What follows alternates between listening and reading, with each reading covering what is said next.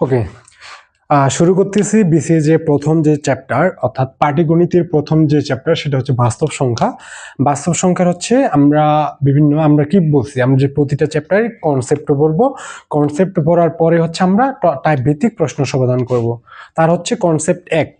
So concept অ্যাক্টে আমি কি রাখছি, এখানে হচ্ছে সংখ্যা পদ্ধতির বিভিন্ন ধরনের যে আবিষ্কার রয়েছে বা বেসিক যে কথাবার্তা যেগুলো হয়তো না জানলেও চলে বাট একটু জানাটা জরুরি।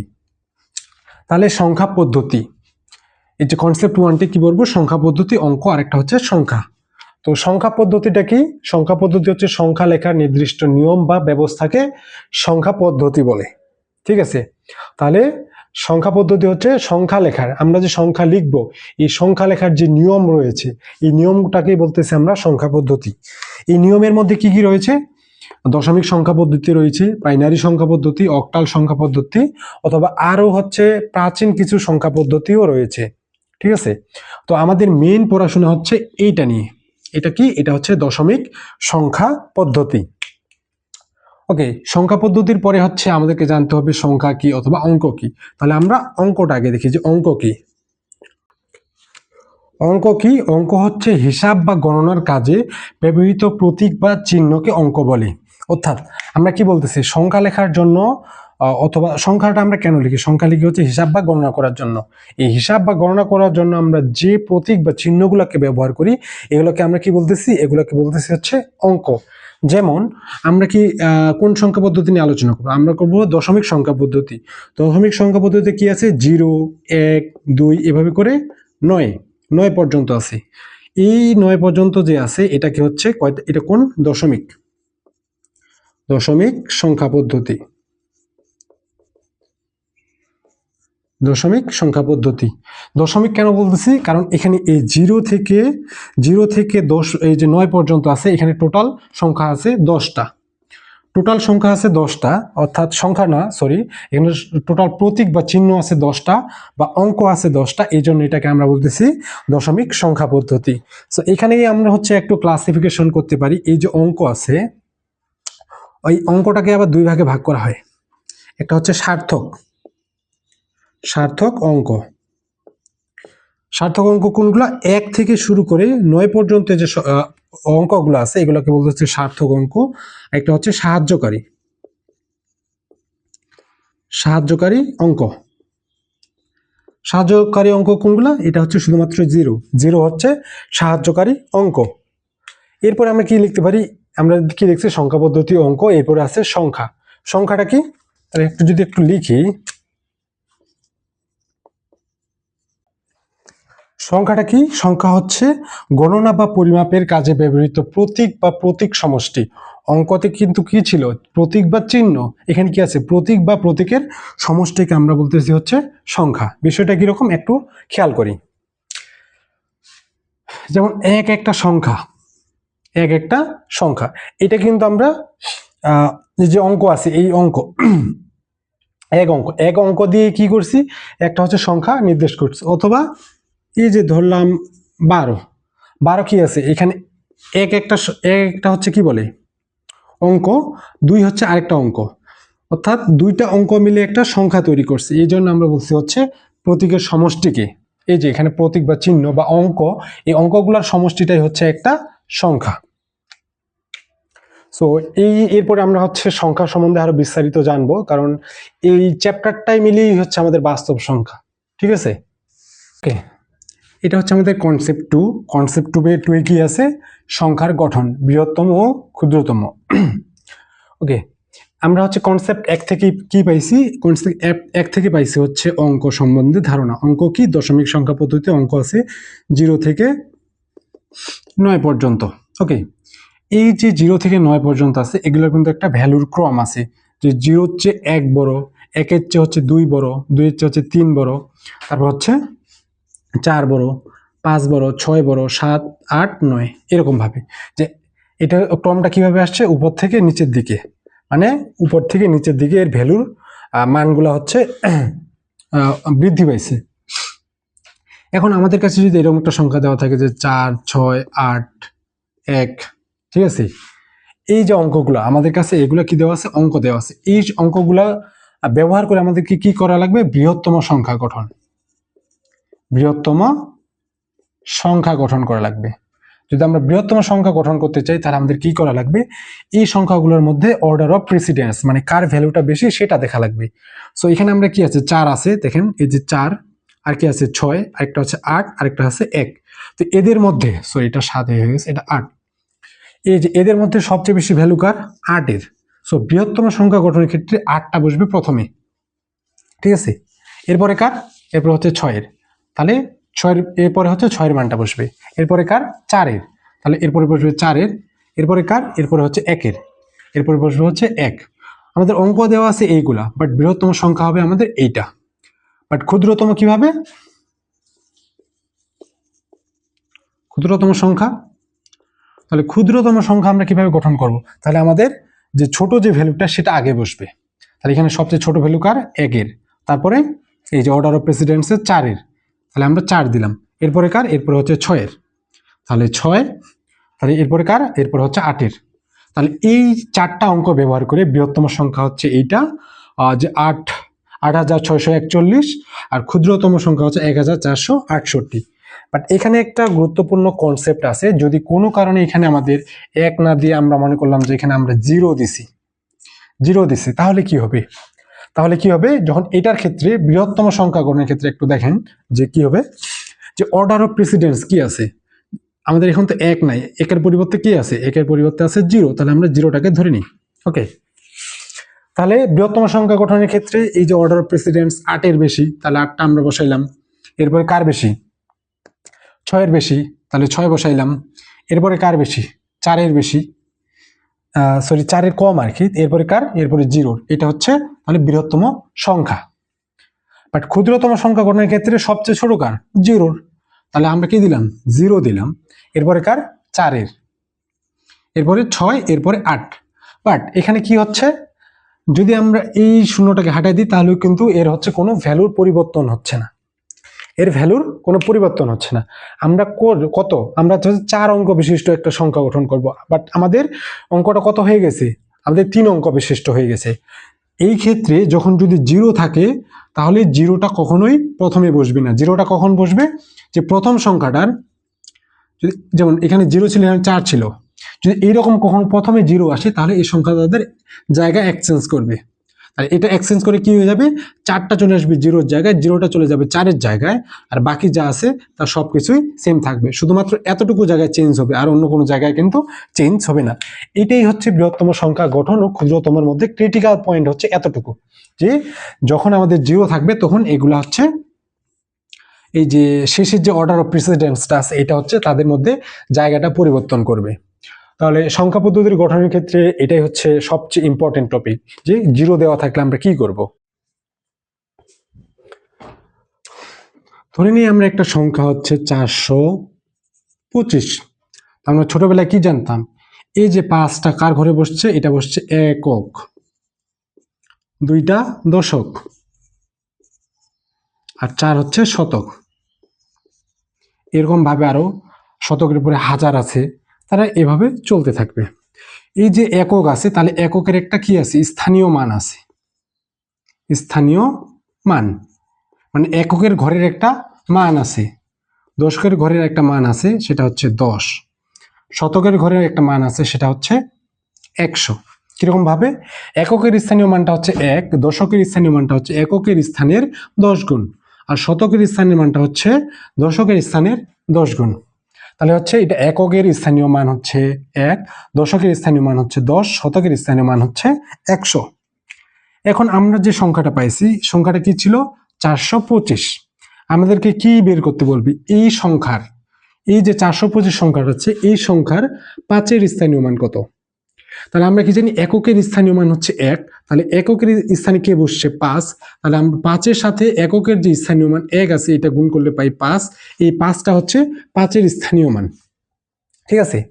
এরপরে আমাদেরকে যদি বলে 2-এর স্থানীয় মান কত, 2টা কার ঘরে বসছে, দশকের ঘরে, দশকের স্থানীয় মান কত, দশকের স্থানীয় মান হচ্ছে 10, আমরা বের করব কার, 2-এর, তাহলে আমরা বের করতে পারবো 20, এভাবে। এবার শতকের, এই 4টা কার ঘরে বসছে, শতকের, শতকের স্থানীয় মান কত, শতক স্থানীয় মান হচ্ছে 100। এই 100-র সাথে কি কাকে গুণ করব? 4-কে। কেন? কারণ 4টা হচ্ছে শতকের স্থানে আছে, সেই জন্য আমরা 4 গুণ করব। তাহলে টোটাল কত পাইলাম? 400। এখন যদি আমরা এটাকে যোগ করে দিই তাহলে আমরা কত পাবো? 425। সংখ্যাগুলো কিন্তু এইভাবেই গঠিত হয়েছে। সো আমাদের প্রশ্নে আসবে এরকম একটা সংখ্যা দিয়ে থাকবে, বলবে যে 2 এর স্থানীয় মান কত। তাহলে আমরা 2 এর স্থানীয় মান কিভাবে বের করতে পারবো? প্রথমে দেখবো যে এই 2টা কার ঘরে বসছে? দশকের ঘরে। তাহলে দশকের স্থানীয় মান হচ্ছে 10। তাহলে 10-এর সাথে গুণ করবো কাকে? 2-কে। তাহলে আমরা পাবো 20। তাহলে আমাদের অ্যান্সার হবে 20। এরপর আমাদের যে কনসেপ্টটা হচ্ছে লাগবে সেটা হচ্ছে নিঃশেষে বিভাজ্য। নিঃশেষে বিভাজ্যটা হচ্ছে ভাগের সাথে সম্পর্কিত। আমরা ছোটবেলায় যখন ভাগ করছিলাম, ধরে নিলাম যে 16 ভাগ 5। এটাকে আমরা কিভাবে ভাগ করছি? তাহলে আমরা 5 দিতাম, দেওয়ার পরে এই যে ক্লোজিং ফার্স্ট ব্র্যাকেট, এরপরে হচ্ছে 16, এরপর হচ্ছে স্টার্টিং ফার্স্ট ব্র্যাকেট। তাহলে এই ভাগটা কিভাবে করতাম? ভাগটা করতাম, এখানে দিতাম হচ্ছে 3 5 15, আর ভাগশেষ থাকতো 1। সরি, এটাকে 1 দিই। তাহলে এই যে এটাকে কি বলতেছি? এটাকে বলতেছি হচ্ছে ভাজ্য। আর যাকে দিয়ে ভাগ করতেছি এটাকে বলতেছি হচ্ছে ভাজক। আর এই পাশে যে ফলাফলটা বের হচ্ছে এটা বলছি ভাগফল। ভাগফল। আর এটাকে বলতেছি হচ্ছে ভাগশেষ। ভাগশেষ। তাহলে নর্মাল ভাগের ক্ষেত্রে আমরা এটা বলতেছি যে 16-কে যখন আমরা 5 দিয়ে ভাগ করতেছি তাহলে এই 5-কে বলতেছি আমরা ভাজক, 16-কে বলতেছি হচ্ছে ভাজ্য। এই পাশে যে ফলাফলটা বের হচ্ছে সেটাকে বলতেছি ভাগফল। আর এখানে যে শেষে থাকতেছে সেটাকে বলতেছি হচ্ছে আমরা ভাগশেষ। তো নিঃশেষে বিভাজ্য বোঝার জন্য আমাদের কি বলছে? নিঃশেষে বিভাজ্য হওয়ার জন্য ভাগশেষ ইকুয়াল টু কি হবে? এখানে দিলাম যে ভাগশেষ ইকুয়াল টু 0 হইতে হবে। ভাগশেষ ইকুয়াল টু যদি 0 হয় তাহলে আমাদের কি হবে? নিঃশেষে বিভাজ্য। সাপোজ আমরা একটা 12 সংখ্যা নিলাম, ভাগ করব কত দিয়ে? 3 দিয়ে। ঠিক আছে, তাহলে আমরা কি দেবো? 3, এই পাশে হচ্ছে 12, কত আসছে? 3 4 12। ভাগশেষ কত আসছে? এই যে ভাগশেষ আসছে 0, এই জন্য আমরা এটাকে বলতেছি হচ্ছে নিঃশেষে বিভাজ্য। বাট এটাকে কিন্তু আমরা নিঃশেষে বিভাজ্য বলতেছি না। কেন? কারণ এখানে ভাগশেষ 1 আছে।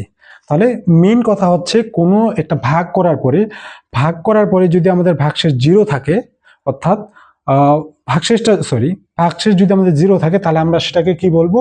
নিঃশেষে বিভাজ্য। আর যদি ভাগশেষ 0 না হয়, অন্য কোনো সংখ্যা হয়, তাহলে আমরা সেটাকে বলবো নিঃশেষে বিভাজ্য নয়। এই যে নিঃশেষে বিভাজ্য আছে, এই টার্মটা আমরা বারবার পাবো, সেই জন্য আমাদের এই কনসেপ্টটা সম্বন্ধে ক্লিয়ার ধারণা থাকা অতীব জরুরি। এর বইয়ে আমাদের আরেকটা হচ্ছে কনসেপ্ট ছিল, যেটা হচ্ছে সংখ্যা রেখা। সংখ্যা রেখাটা কিছুই না, এরকম একটা রেখা যার এই যে মাঝখানে থাকবে 0, এবং এই যে এই পাশে থাকবে 1 2 3 4, এ পাশে থাকবে -1 -2 -3, এভাবে চলতে থাকবে। এটা কত পর্যন্ত? প্লাস ইনফিনিটি পর্যন্ত। এটা হচ্ছে মাইনাস ইনফিনিটি পর্যন্ত। এদিকে আমরা বলতেছি ডান দিক, আর এদিকে বলতেছি হচ্ছে বাম দিক। তাহলে সংখ্যা রেখা হচ্ছে এমন একটা রেখা যার মাঝখানে হচ্ছে থাকবে 0, আর এদিকে থাকবে হচ্ছে 1 2 3 4 করে, এভাবে যে অঙ্কগুলো দেখছিলাম এভাবে বাড়তে থাকবে, আর এখানে 1 একক করে বাড়তে থাকবে। এই যে এখান থেকে এ দূরত্ব হচ্ছে 1 একক, এখান থেকে এর দূরত্ব হচ্ছে 1 একক, এই যে 1 একক 1 একক, এভাবে এটা চলতে থাকবে। আর মাইনাসের দিকে এটা হচ্ছে মাইনাস, এটা 1 একক বাট ঋণাত্মক দিকে। ঠিক আছে, আমরা যখন এরপরে কনসেপ্টে হচ্ছে সংখ্যার শ্রেণী বিভাগ সম্বন্ধে পড়বো, তখন আমাদের এই ধারণাটা একটু লাগবে, সেই জন্য আমরা সংখ্যা রেখাটা একটু দেখে রাখলাম। ওকে, এটা হচ্ছে কনসেপ্ট 6, এটা হচ্ছে সংখ্যার শ্রেণী বিভাগ। সংখ্যাটাকে আমরা কি ভাগ করছি? সংখ্যাকে ভাগ করছি বাস্তব সংখ্যা আর অবাস্তব সংখ্যা। আমাদের সিলেবাসে কি আছে? বাস্তব সংখ্যা, বাট মাঝে মধ্যে অবাস্তব সংখ্যা থেকেও প্রশ্ন আসে, সেই জন্য আমরা জাস্ট অবাস্তব সংখ্যাটাকে একটু রাখছি, যতটুকু দরকার। তো এই বাস্তব সংখ্যাকে ভাগ করে আমরা কি পাই? মূলদ সংখ্যা, আর একটা হচ্ছে অমূলদ সংখ্যা। এই মূলদ সংখ্যাকে আবার 2 ভাগে ভাগ করে, একটা হচ্ছে পূর্ণ সংখ্যা আর একটা হচ্ছে ভগ্নাংশ সংখ্যা। পূর্ণ সংখ্যাকে আবার 3 ভাগে ভাগ করেছে, একটা ধনাত্মক 0 আর একটা হচ্ছে ঋণাত্মক। এই ধনাত্মককে আবার 2 ভাগে ভাগ করা হয়েছে, একটা হচ্ছে মৌলিক 1 আর একটা হচ্ছে যৌগিক সংখ্যা। এই ভগ্নাংশ সংখ্যাকে 2 ভাগে ভাগ করেছে, একটা হচ্ছে সাধারণ ভগ্নাংশ, একটা হচ্ছে দশমিক ভগ্নাংশ। এই সাধারণ ভগ্নাংশকে আবার প্রকৃত আর অপ্রকৃত ভগ্নাংশেও ভাগ করা যায়। আর দশমিক ভগ্নাংশটা হচ্ছে সসীম ভগ্নাংশ, একটা অসীম আবৃত ভগ্নাংশ। আর এই যতগুলো অম্লত সংখ্যা আছে সবগুলো হচ্ছে অসীম অনাবৃত ভগ্নাংশ। আমরা এগুলো দেখবো, বিস্তারিত এই সংখ্যাগুলো সম্বন্ধে জানবো, যেগুলো আমাদের জন্য জরুরি। ওকে, টপিক নাম্বার হচ্ছে 7। এটা হচ্ছে বাস্তব সংখ্যা আর একটা হচ্ছে অবাস্তব সংখ্যা। তাহলে বাস্তব সংখ্যা কোনগুলো? যে সংখ্যাগুলোকে আমরা সংখ্যা রেখায় প্রকাশ করতে পারি।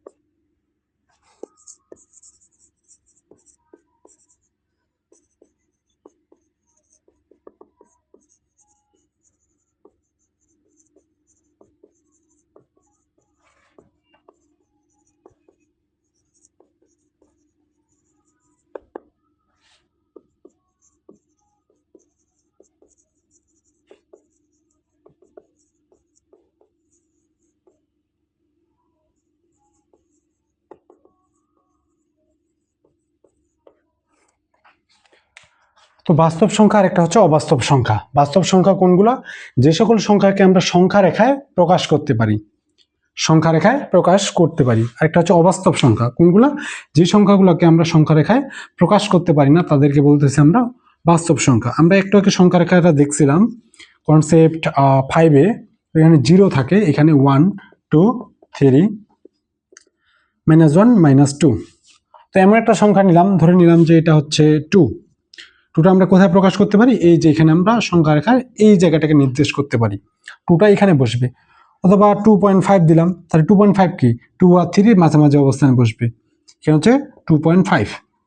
অথবা -1.5 দিলাম, তো -1.5 কোথায়? -1 আর মাইনাস এই যে 1.5, -1.5। তাহলে এই সংখ্যাগুলোকে আমরা কি করতে পারতেছি? সংখ্যা রেখায় প্রকাশ করতে পারতেছি। এগুলোকে আমরা বলতেছি হচ্ছে বাস্তব সংখ্যা। পৃথিবীর ম্যাক্সিমাম সংখ্যাই হচ্ছে বাস্তব সংখ্যা। অবাস্তব সংখ্যা তখনই হয় যখন রুটের ভিতরে -1 হয়। এটা হচ্ছে একটা স্পেশাল কেস আছে, যদিও আমাদের সিলেবাসে এটা নাই। তো এটা সমান লেখা যায় i। এটা আমরা শুধুমাত্র যখন আমরা এই টাইপের অবাস্তব সংখ্যা রিলেটেড বা জটিল সংখ্যা রিলেটেড প্রশ্ন সমাধান করব, তখন একটু শুধু দেখব, যাতে হচ্ছে আমরা হচ্ছে কনসেপ্টগুলোকে ক্লিয়ার করতে পারি। কনসেপ্ট 8। কনসেপ্ট 8 কি দেখবো? একটা পূর্ণ সংখ্যা আর একটা হচ্ছে ভগ্নাংশ সংখ্যা। পূর্ণ সংখ্যা কোনগুলা? শূন্য সহ সকল ধনাত্মক ও ঋণাত্মক সংখ্যাকে পূর্ণ সংখ্যা বলে। এই যে আমরা সংখ্যা রেখা দেখছিলাম, মাঝখানে কি থাকতো? মাঝখানে থাকতো শূন্য। শূন্য থাকার পরে এই ডান দিকে কি করে এক একক করে বাড়তো, এই যে এক একক করে বাড়তো। এই যে এককের স্থানে কে থাকে, সরি, এই যে এক এককের এখানে জায়গায় কে থাকে? 1, তারপরে 2 3 4। তাহলে এই যে 0 1 2 3 4, তো এভাবে ইনফিনিটি পর্যন্ত, অথবা -1 -2 -3, এইরকম যে পূর্ণ পূর্ণ সংখ্যাগুলো আছে, এই যে এই একক থেকে এই এককের মাঝামাঝি কোনো না, শুধু এই একক থেকে এই জায়গায় যে সংখ্যাগুলো আছে এগুলোকে বলবো আমরা হচ্ছে পূর্ণ সংখ্যা। আর ভগ্নাংশ সংখ্যা কি? যে সকল সংখ্যাকে p/q আকারে প্রকাশ করা যায় তাদেরকে আমরা বলবো হচ্ছে ভগ্নাংশ সংখ্যা। শর্তটা কি? পি ও কিউ কি হইতে হবে? পূর্ণ সংখ্যা হইতে হবে। এই যে একটু আগে দেখলাম, অর্থাৎ এই যে আপনার 1 2 3 অথবা -1 -2 -3 এইরকম সংখ্যা হইতে হবে। এবং এই যে কিউটা আছে, এই কিউ এর ভ্যালুটা 0 হওয়া যাবে না। এই যে দেখেন, 0 হওয়া যাবে না। আরেকটা হচ্ছে কিউ এর ভ্যালুটা 1ও হওয়া যাবে না। এই 3টা শর্ত যদি ফিল আপ করে, তাহলে আমরা সেটাকে বলবো হচ্ছে ভগ্নাংশ সংখ্যা। এই ভগ্নাংশ সংখ্যার ক্ষেত্রে একটু দেখি, এই পিটাকে আমরা কি বলি? পিটাকে বলি আমরা লব, আর কিউটাকে বলি হচ্ছে হর। ঠিক আছে? এই যে পি আছে, পিটাকে আমরা বলতেছি লব, আর কিউটাকে বলতেছি হচ্ছে হর। এই লব এবং হরের উপর ডিপেন্ড করে এই ভগ্নাংশকে আমরা আবার দুই ভাগে ভাগ করছিলাম। একটা কি ছিল? একটা ছিল প্রকৃত ভগ্নাংশ, প্রকৃত, আরেকটা ছিল অপ্রকৃত।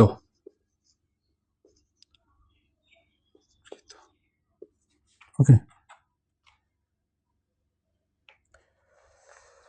তো প্রকৃত ভগ্নাংশ কোনগুলা? যে ক্ষেত্রে হচ্ছে লব ছোট, লব ছোট কার চেয়ে, হরের চেয়ে, সেগুলোকে আমরা বলবো হচ্ছে প্রকৃত ভগ্নাংশ। যেটা হচ্ছে লবটা বড় আর হচ্ছে হরটা ছোট, সেক্ষেত্রে আমরা বলবো হচ্ছে অপ্রকৃত ভগ্নাংশ। যেমন 1/2। এক্ষেত্রে লবের ভ্যালু কত? 1, 1টা ছোট, 2টা হর, 2টা হচ্ছে এই যে 1 হচ্ছে লব, 2 হচ্ছে হর, হরটা বড় আর লবটা ছোটই, সেক্ষেত্রে আমরা বলতেছি এগুলো হচ্ছে প্রকৃত ভগ্নাংশ। আর এক্ষেত্রে যদি বললাম 5/3, এক্ষেত্রে কি, এইটা হচ্ছে লবটা হচ্ছে বড় আর হরটা হচ্ছে ছোট, তাহলে এটাকে বলতেছি আমরা হচ্ছে অপ্রকৃত। আছে যে হচ্ছে ভগ্নাংশ সংখ্যা। এই ভগ্নাংশটাকে আমরা কিভাবে ভাগ করছিলাম? দশমিক ভগ্নাংশ, আরেকটা হচ্ছে সাধারণ ভগ্নাংশ, আরেকটা হচ্ছে দশমিক ভগ্নাংশে। সো সাধারণ ভগ্নাংশ হচ্ছে প্রকৃত ভগ্নাংশ, অপ্রকৃত ভগ্নাংশ, যেটা আমরা হচ্ছে পূর্ণ সংখ্যা আর ভগ্নাংশ সংখ্যার ওইখান থেকে পড়ে আসছিলাম। আর আমাদের বাকি ছিল হচ্ছে দশমিক ভগ্নাংশ। দশমিক ভগ্নাংশ কি হইতে পারে? সসীম হইতে পারে, আরেকটা হচ্ছে অসীম হইতে পারে।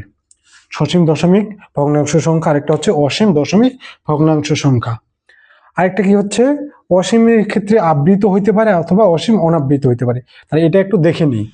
তাহলে যে কোনো সংখ্যাকে আমরা কি করতে পারি? দশমিকে প্রকাশ করতে পারি। যেমন আমরা 3 সংখ্যাটাকে কিন্তু 3.0 এভাবেও লিখতে পারি। 3, এই যে দশমিক, এটা হচ্ছে দশমিক সংখ্যা, চিহ্ন দশমিকের পরে 0 দিছি। সো এটা আর এটা লেখা কিন্তু সেম, অর্থাৎ এটাকে আমরা বলতেছি তখন হচ্ছে দশমিক সংখ্যা। এবং সসীম কোনগুলা? সসীম হচ্ছে এই যে দশমিক চিহ্ন, দশমিকের পরে যে ভ্যালুগুলো থাকবে, এগুলার মানটা হচ্ছে নির্দিষ্ট, মানে এটা হচ্ছে হয়তো 4টা বা 5টা বা 6টা বা এর চেয়েও বেশি, অর্থাৎ এটা অসীম সংখ্যক যাবে না। যেমন আমরা যদি ভাগ করি হচ্ছে 3/2, তাহলে আমরা কত পাবো? 1.5। এটা কিন্তু এর চেয়ে যাওয়ার আর কোনো সুযোগ নাই, ঠিক আছে?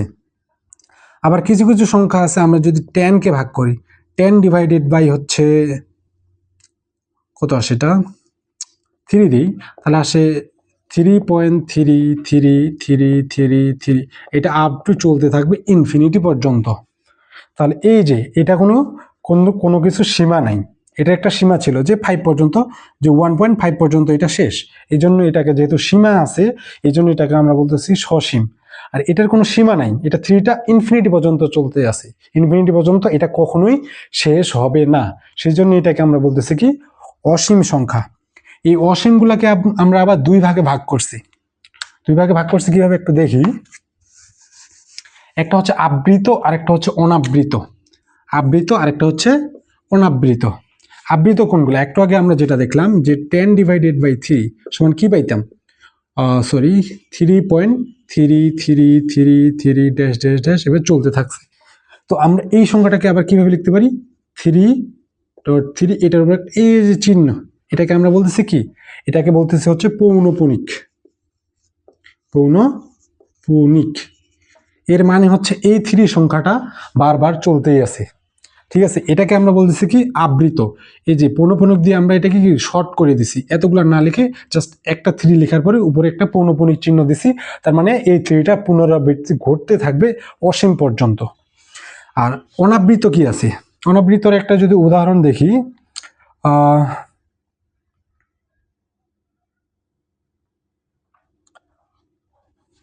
ধরলাম একটা সংখ্যা হচ্ছে 0.526193210125 এরকম ভাবে এটা চলতে আছে। জাস্ট এই সংখ্যার ক্ষেত্রে আমরা কি কোনো একটা রিপিটেশন দেখতে পাই, যে একটা সংখ্যা বারবার আসতেছে একটা নির্দিষ্ট সংখ্যক পরপর? এখানে কিন্তু রিপিটেশন নাই। যেমন এখানে ছিল যে 3 সংখ্যাটা বারবার আসতেছে, এটা কিন্তু কোনো কিছু হচ্ছে আমরা এই যে পুনঃপুনক চিহ্ন দিয়ে এটা হচ্ছে প্রকাশ করতে পারি না। এই জন্য এটাকে আমরা বলতেছি হচ্ছে অনাবৃত। এটাকে আমরা আবৃত করতে পারি না, কি দিয়ে? পৌনপুনিক চিহ্ন দিয়ে। এজন্য এটাকে আমরা বলতেছি হচ্ছে অসীম অনাবৃত। এটা অসীম পর্যন্ত চলতে থাকবে, আর এটাকে হচ্ছে পৌনপুনিক চিহ্ন দিতে পারি না। সো এতটুকু হচ্ছে ভগ্নাংশ সংখ্যার। এর মধ্যে পৌনপুনিকটা হচ্ছে অনেক ইম্পর্টেন্ট, পৌনপুনিকটা সবচেয়ে বেশি মনে রাখা লাগবে। আরেকটা হচ্ছে এই যে পৌনপুনিক ছাড়া।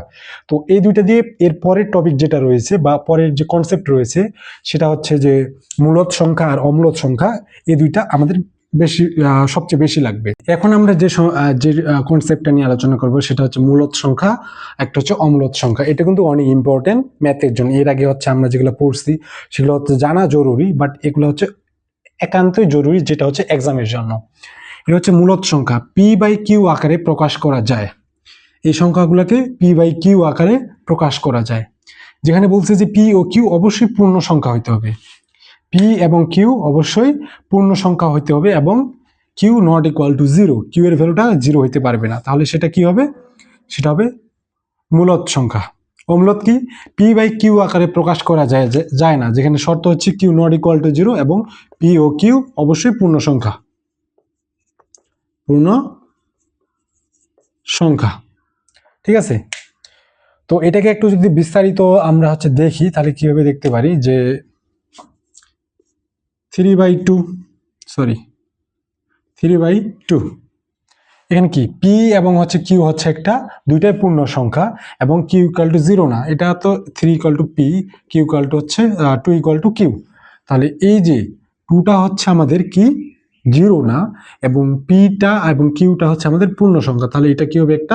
এটা হবে একটা মূলদ সংখ্যা। ওকে, এর পাশাপাশি অমূলদ আমরা কিভাবে বলতে পারি যে p/q আকারে প্রকাশ করা যায় না? তাহলে কোনো একটা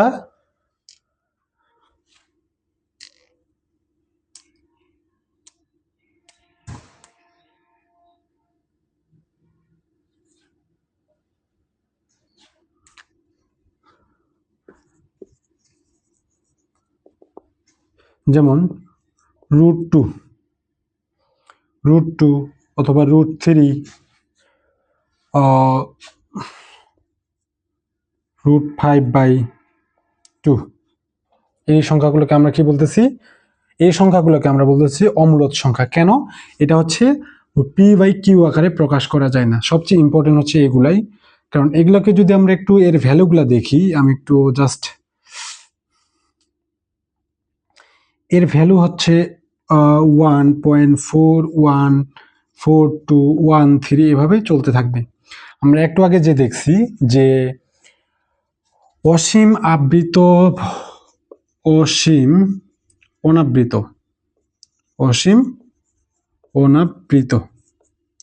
এই যে অসীম অনাবৃত, অর্থাৎ ভাগ করার ফলে যদি আমরা অসীম অনাবৃত ভগ্নাংশ পাই, তাহলে সেগুলো হবে কি? অম্লদ সংখ্যা। সো অম্লদ সংখ্যার ক্ষেত্রে আরেকটা আমরা দিতে পারি যে যে কোনো সংখ্যার বর্গমূল, অর্থাৎ যে কোনো সংখ্যার বর্গমূল হবে অমূলদ সংখ্যা। বাট এটা বললে ভালো হবে,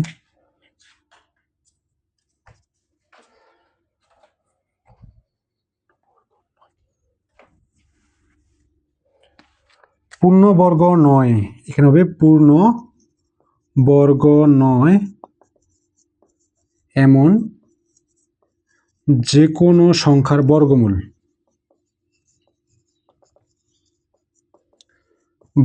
হবে অম্লদ সংখ্যা।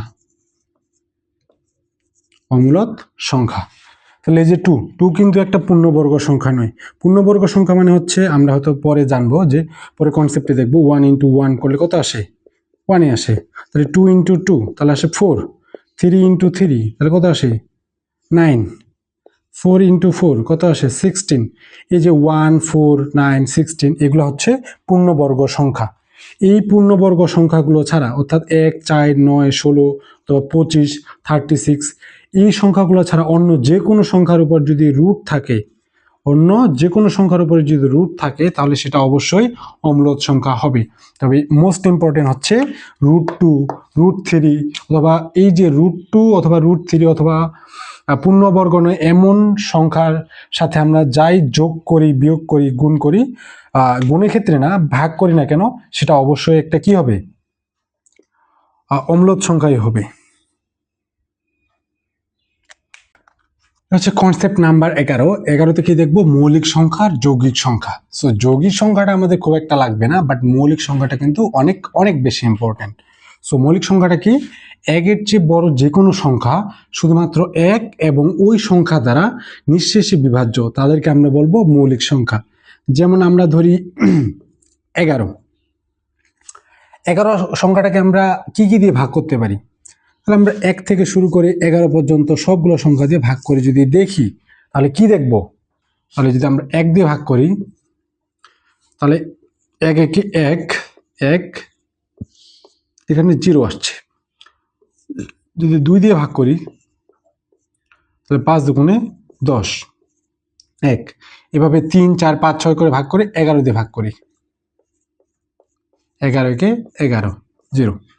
সো আমরা যদি এরকম ভাবে এখানে একটু খেয়াল করি, যেখানে কি আসছে, এখানে ভাগশেষ আসছে, ভাগশেষ 0, তার মানে এটা হচ্ছে নিঃশেষে বিভাজ্য।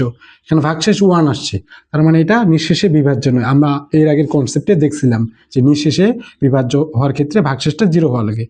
তাহলে এই ক্ষেত্রেও কি আসে? এই ক্ষেত্রেও ভাগশেষটা আসে 0। তাহলে এইভাবে যদি আমরা এর মাঝে 1 থেকে 11 পর্যন্ত যতগুলো সংখ্যা আছে, এই সংখ্যাগুলোকে যদি আমরা ভাগ করি, হচ্ছে সংখ্যাগুলোকে দিয়ে যদি এই 11কে ভাগ করি, তাহলে আমরা সব ক্ষেত্রেই এই যে 2, 3, 4, 5 এভাবে করতে 10 পর্যন্ত এই সংখ্যাগুলো দিয়ে যদি আমরা ভাগ করি, প্রতি ক্ষেত্রে আমরা ভাগশেষ কিছু না কিছু পাবো, অর্থাৎ 0 পাবো না। তাহলে এই যে 11 সংখ্যাটাকে শুধুমাত্র আমরা কি করতে পারতেছি? 1 দিয়ে ভাগ করতে পারছি, সংখ্যা অনুযায়ী শুধুমাত্র 1। এবং 11 সংখ্যাটাকে ওই সংখ্যা, মানে 11 সংখ্যাটাকে শুধুমাত্র 11 দিয়ে নিঃশেষে বিভাজ্য করা যায়, নিঃশেষে ভাগ করা যায়। তাহলে আমরা সেগুলোকে বলতেছি হচ্ছে মৌলিক সংখ্যা।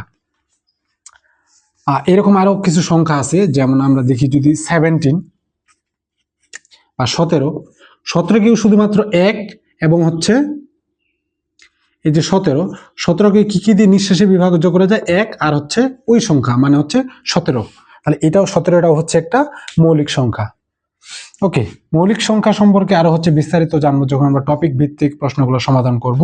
তারপর একটু জেনে নিই যে 1 থেকে 100 পর্যন্ত কতগুলো মৌলিক সংখ্যা আছে, এটা সহজে জানার জন্য আমরা এটা বলতে পারি যে 4, 4, 2, 2, 3, 2, 2, 3, 2, 1। তার মানে হচ্ছে 1 থেকে 10 পর্যন্ত মৌলিক সংখ্যা 4টা, 11 থেকে 20 পর্যন্ত 4টা, তারপরে এটা হচ্ছে তোমার 21 থেকে 30 পর্যন্ত, তাহলে 31 থেকে 40 পর্যন্ত, 41 থেকে 50 পর্যন্ত, এভাবে চলতে চলতে 100 পর্যন্ত এখানে দেওয়া আছে। এটা আমরা হচ্ছে আরো বিস্তারিত জানবো যখন হচ্ছে টপিক ভিত্তিক প্রশ্নগুলো সমাধান করব। আর যৌগিক সংখ্যা কোনগুলা? যৌগিক সংখ্যা হচ্ছে মৌলিক সংখ্যা ছাড়া বাকি যতগুলো আমরা সংখ্যা পাবো সবগুলো হচ্ছে একটা যৌগিক সংখ্যা। আমাদের এই কনসেপ্টে আমরা দেখবো হচ্ছে গুণনীয়ক কি, আর একটা হচ্ছে মৌলিক গুণনীয়ক কি। কোন একটা সংখ্যা ধরে নিলাম আমাদের টপিক অনুযায়ী যে 12, এই 12 সংখ্যাটাকে আমরা কোন কোন সংখ্যা দ্বারা নিঃশেষে ভাগ করতে পারি? 1 দিয়ে যদি আমরা ভাগ করি তাহলে নিঃশেষে ভাগ হবে, তাহলে এর ভাগফল আসবে 12। অথবা আমরা 2 দিয়েও করতে পারি, তাহলে কত আসবে? 6। অথবা 3 দিয়ে করলে আসবে 4। ঠিক আছে, তাহলে এই 12 সংখ্যাটার গুণনীয়ক কি? 1, 2, 3, 4, 6, একটা হচ্ছে 12। তাহলে 12 সংখ্যার গুণনীয়ক হচ্ছে এইগুলো। তাহলে গুণনীয়ক কি? গুণনীয়ক হচ্ছে কোনো একটা সংখ্যাকে যেই সংখ্যাগুলো দিয়ে নিঃশেষে ভাগ করা যায় তাদেরকে আমরা কি বলতেছি? গুণনীয়ক বলতেছি। তাহলে মৌলিক গুণনীয়ক কি? এই গুণনীয়কগুলোর মধ্যে মৌলিক সংখ্যা কোনগুলো? 2 আছে আর 3 আছে, তাহলে এই 2 আর 3কে আমরা বলতেছি মৌলিক গুণনীয়ক। মৌলিক গুণনীয়ক, মৌলিক গুণনীয়ক।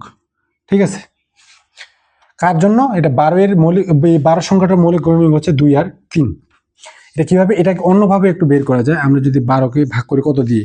2 দিয়ে ভাগ করি, তাহলে কত আসবে? 6। 6কে ভাগ করলে আবার এটাকে 6কে 2 দিয়ে ভাগ করা যায় 3। 3কে ভাগ করলে আসে 1, বা 3 পর্যন্ত রাখলেও হয়। তাহলে এই যে আমরা এখানে পাইছি 2 পাইছি, 2 পাইছি, 3 পাইছি, তাহলে এই যে 2 দিয়ে হচ্ছে ভাগ করা যায় আর 3 দিয়েও ভাগ করা যায়, এই জন্য এটাকে আমরা বলতেছি হচ্ছে এর মৌলিক গুণনীয়ক হচ্ছে 2 আর 3। দেখবো যে সমৌলিক। সমৌলিক কি? 1 ছাড়া, 1 ছাড়া আর কোনো সাধারণ গুণনীয়ক নাই। সাধারণ গুণনীয়ক, গুণনীয়ক নাই, তাদেরকে আমরা কি বলবো? সহমৌলিক সংখ্যা বলবো। সহমৌলিকের ক্ষেত্রে অবশ্যই 2টা সংখ্যা থাকতে হবে। ধরে নিলাম একটা সংখ্যা হচ্ছে 12, আরেকটা সংখ্যা ধরে নিলাম 17। এবং এই 12 এর গুণনীয়ক আমরা কি কি পাইছিলাম, এর আগে আমরা কি কি পাইছি, যে 1 2 3 4 6 আরেকটা হচ্ছে 12। ঠিক আছে, তাহলে 12 এর গুণনীয়ক হচ্ছে এইগুলা। আর 17 এর গুণনীয়ক কি, 17 এর গুণনীয়ক হচ্ছে 1 আর 17, কারণ 17 একটা মৌলিক সংখ্যা। তাহলে 1 আর একটা হচ্ছে 17। এই দুইটা সংখ্যার মধ্যে কমন গুণনীয়ক কোনটা, শুধুমাত্র 1। 1 ছাড়া আর কি কোনো কমন গুণনীয়ক আছে? দেখেন এখানে অনেকগুলো গুণনীয়ক আছে, বাট আর কোনো কমন গুণনীয়ক নেই, অর্থাৎ হচ্ছে সাধারণ গুণনীয়ক নেই। তাহলে এই দুইটা সংখ্যাকে আমরা বলতে পারবো হচ্ছে সহমৌলিক, কারণ এই সংখ্যা দুইটার 12 গুণনীয়ক আর 17 এর যে গুণনীয়ক আছে, এই গুণনীয়কগুলোর মধ্যে শুধুমাত্র 1 ছাড়া আর কোনো মিল নাই। তো সংজ্ঞা অনুযায়ী এই দুইটা সংখ্যা হচ্ছে পরস্পর সহমৌলিক। এই সহমৌলিক সংখ্যাটা মাঝে মধ্যে আমাদের কনসেপ্টের জন্য দরকার হয়, সলভ করার জন্য, এই জন্য আমরা এটা হচ্ছে কনসেপ্টটা জেনে রাখলাম। যে কনসেপ্টটা লাগবে সেটা হচ্ছে জোড় ও বিজোড় সংখ্যা। জোড় সংখ্যা কোনগুলা, যে সকল সংখ্যা 2 দ্বারা নিঃশেষে বিভাজ্য তাদেরকে আমরা বলতেছি হচ্ছে জোড় সংখ্যা, আর যারা 2 দ্বারা নিঃশেষে বিভাজ্য নয় তাদেরকে আমরা বলছি বিজোড় সংখ্যা। সো একটা সংখ্যা ধরে নিলাম 12, এটা কত দিয়ে ভাগ করতে হবে, 2 দ্বারা ভাগ করতে হবে। তাহলে 2 দিয়ে ভাগ করি 12কে, কত আসে, 6 দুগুণা 12, 0। এটা কি ভাগশেষ কত আসছে, 0। যদি ভাগশেষ যদি 0 আসে তাহলে আমরা বলবো এটা হচ্ছে নিঃশেষে বিভাজ্য। এর আগে কনসেপ্ট থেকে আমরা দেখছিলাম। তাহলে এই যে যদি 2 দ্বারা ভাগ করার পর ভাগশেষ যদি 0 আসে, অর্থাৎ নিঃশেষে বিভাজ্য হয়, তাহলে সেটা হচ্ছে জোড় সংখ্যা। আরেকটা সংখ্যা দেখি আমরা হচ্ছে 13 সংখ্যাটাকে যদি আমরা 2 দিয়ে ভাগ করি তাহলে কত পাই, 6 দুগুণা 12, ভাগশেষ কত, ভাগশেষ 1, তার মানে এটা হচ্ছে নিঃশেষে বিভাজ্য নয়। আর যদি নিঃশেষে বিভাজ্য না হয়, অর্থাৎ ভাগশেষ থাকে, তাহলে আমরা সেটাকে বলবো হচ্ছে বিজোড় সংখ্যা। তো জোড় বিজোড় সংখ্যা তো হচ্ছে অনেক সহজ ছিল। এরপরে হচ্ছে এখানে কিছু একটু নিয়ম আছে, যে নিয়মগুলা জানা থাকা জরুরি। জোড় সংখ্যাকে আমরা পি ধরলাম, একটা বিজোড় সংখ্যাকে কিউ ধরলাম। ঠিক আছে, তার মানে যদি আমরা জোড় সংখ্যার সাথে আরেকটা জোড় সংখ্যা যোগ করি তাহলে অবশ্যই সেটা একটা জোড় সংখ্যা হবে। এই জোড় সংখ্যার সাথে যদি আমরা একটা বিজোড় সংখ্যা যোগ করি তাহলে অবশ্যই সেটা একটা বিজোড় সংখ্যা হবে। ঠিক আছে, পি দিয়ে আমরা কি বোঝাচ্ছি, পি দিয়ে কিন্তু জোড় বোঝাচ্ছি, আর পি দিয়েও কিন্তু জোড়। তাহলে জোড় সংখ্যার সাথে জোড় সংখ্যা যোগ করলে আমাদের জোড় সংখ্যা আসে। জোড় সংখ্যার সাথে যদি আমরা বিজোড় সংখ্যা যোগ করি তাহলে বিজোড় সংখ্যা আসে। এই যে আমরা হচ্ছে যদি বিজোড় সংখ্যার সাথে বিজোড় সংখ্যা যোগ করি তাহলে কিন্তু জোড় সংখ্যা আসে। এই তিনটা হচ্ছে নিয়ম, এটা যোগ বিয়োগের ক্ষেত্রে। ঠিক আছে, এটা একটু মনে রাখা জরুরি, কারণ ভবিষ্যতে না, পরবর্তীতে আমরা এই টাইপের হচ্ছে একটা ম্যাথ সলভ করব, বা আমাদের বিভিন্ন চাকরি পরীক্ষায় আসছিল কনসেপ্টটা পড়বো, সেটা হচ্ছে ক্রমিক সংখ্যা বা ধারাবাহিক সংখ্যা। তো ক্রমিক সংখ্যার ক্ষেত্রে কি হয়, একটা শুরুর সংখ্যা থাকে, এই শুরুর সংখ্যা থেকে সেটা এক একক করে বাড়তে থাকে। যেমন আমরা যদি শুরুতে ধরে নিই 1, তাহলে এর সাথে 1 একক বাড়ালে কত আসে, 2। এই 2 এর সাথে আবার যদি 1 একক বাড়াই তাহলে কত আসে, 3। এভাবে 4 5 6 7, অর্থাৎ এই যে 1 2 3 4 এক এক করে বাড়তেছে, এটাকে বলতেছে আমরা ক্রমিক সংখ্যা। এই ক্রমিক সংখ্যাটা কিন্তু 1 থেকে শুরু হবে এমনটা না, এটা ঋণাত্মক দিক থেকে শুরু হতে পারে। যেমন -5, -5 এর পরবর্তী সংখ্যা কত হবে, অর্থাৎ -5 এর সাথে 1 যোগ করব, তাহলে কত আসে, -4। তাহলে এভাবে -4 -3 -2 -1, তারপরে 0, তারপরে 1 2 3 4, এভাবে চলতে থাকবে। এই সংখ্যাগুলোকে তাহলে আমরা বলতে হচ্ছে ক্রমিক সংখ্যা বা ধারাবাহিক সংখ্যা, যে একটা সংখ্যার পরে তারপরের সংখ্যাটা এইভাবে আসতে থাকবে, বাট এটা কোথা থেকে স্টার্ট হবে সেটা কিন্তু বলে দেওয়া থাকবে। এবং জোড় সংখ্যা, এই সংখ্যাগুলো কি হতে পারে, জোড়, আরেকটা হতে পারে বিজোড়। এই জোড় অথবা বিজোড় এগুলা কিন্তু আবার হয়তো ভাগে ভাগ করা যায়, ধনাত্মক অথবা ঋণাত্মক ভাগেও কিন্তু ভাগ করা যায়। তো নর্মালি আমরা ধনাত্মক দিক দিয়ে শুরু করি, তাহলে হচ্ছে 2, প্রথম জোড় সংখ্যা হচ্ছে 2, তারপরে আছে 4, তারপরে আছে 6, তারপরে 8। বিজোড়ের ক্ষেত্রে 1 3 5, একটা হচ্ছে 7। তো প্রথম যে জোড় সংখ্যা আছে 2, এর সাথে কিন্তু 2 যোগ করে 4 হয়েছে, অর্থাৎ জোড় সংখ্যাগুলো, জোড় ক্রমিক সংখ্যার ক্ষেত্রে এই যে এককগুলো হচ্ছে 2 2 করে বাড়তেছে। বিজোড়ের ক্ষেত্রে কিন্তু সেম ভাবে একের সাথে 2 যোগ করে কিন্তু আমরা 3 পাইছি, তাহলে বিজোড়ের ক্ষেত্রেও বিজোড় ক্রমিক সংখ্যার ক্ষেত্রে এগুলো হচ্ছে 2 2 করে বাড়তেছে। ওকে, তাহলে আমাদের কোনো সময় যে প্রশ্ন আসে যে 4-এর পরবর্তী হচ্ছে জোড় ক্রমিক সংখ্যা কত, তাহলে আমরা কি 4-এর সাথে 2 যোগ করব, যেহেতু আমাদের জোড় বলছে।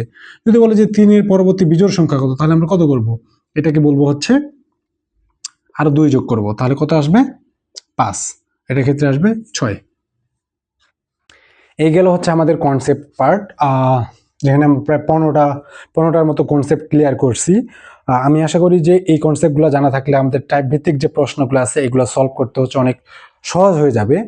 তো আপাতত এই কনসেপ্টগুলো থাকুক, পরবর্তী যদি টাইপ ভিত্তিক প্রশ্ন সলভ করার ক্ষেত্রে যদি আরও আমাদের কনসেপ্টের প্রয়োজন হয় তখন আমরা ওই টপিকের সাথে সাথে বা টাইপের সাথে সাথে সেই কনসেপ্টগুলো জেনে নিব। তাহলে এখান থেকে কনসেপ্ট শেষ, আমরা এখন টাইপ ভিত্তিক প্রশ্ন সমাধান শুরু করব। তো চলুন তাহলে শুরু করি। টাইপ ভিত্তিক হচ্ছে প্রশ্ন সমাধান।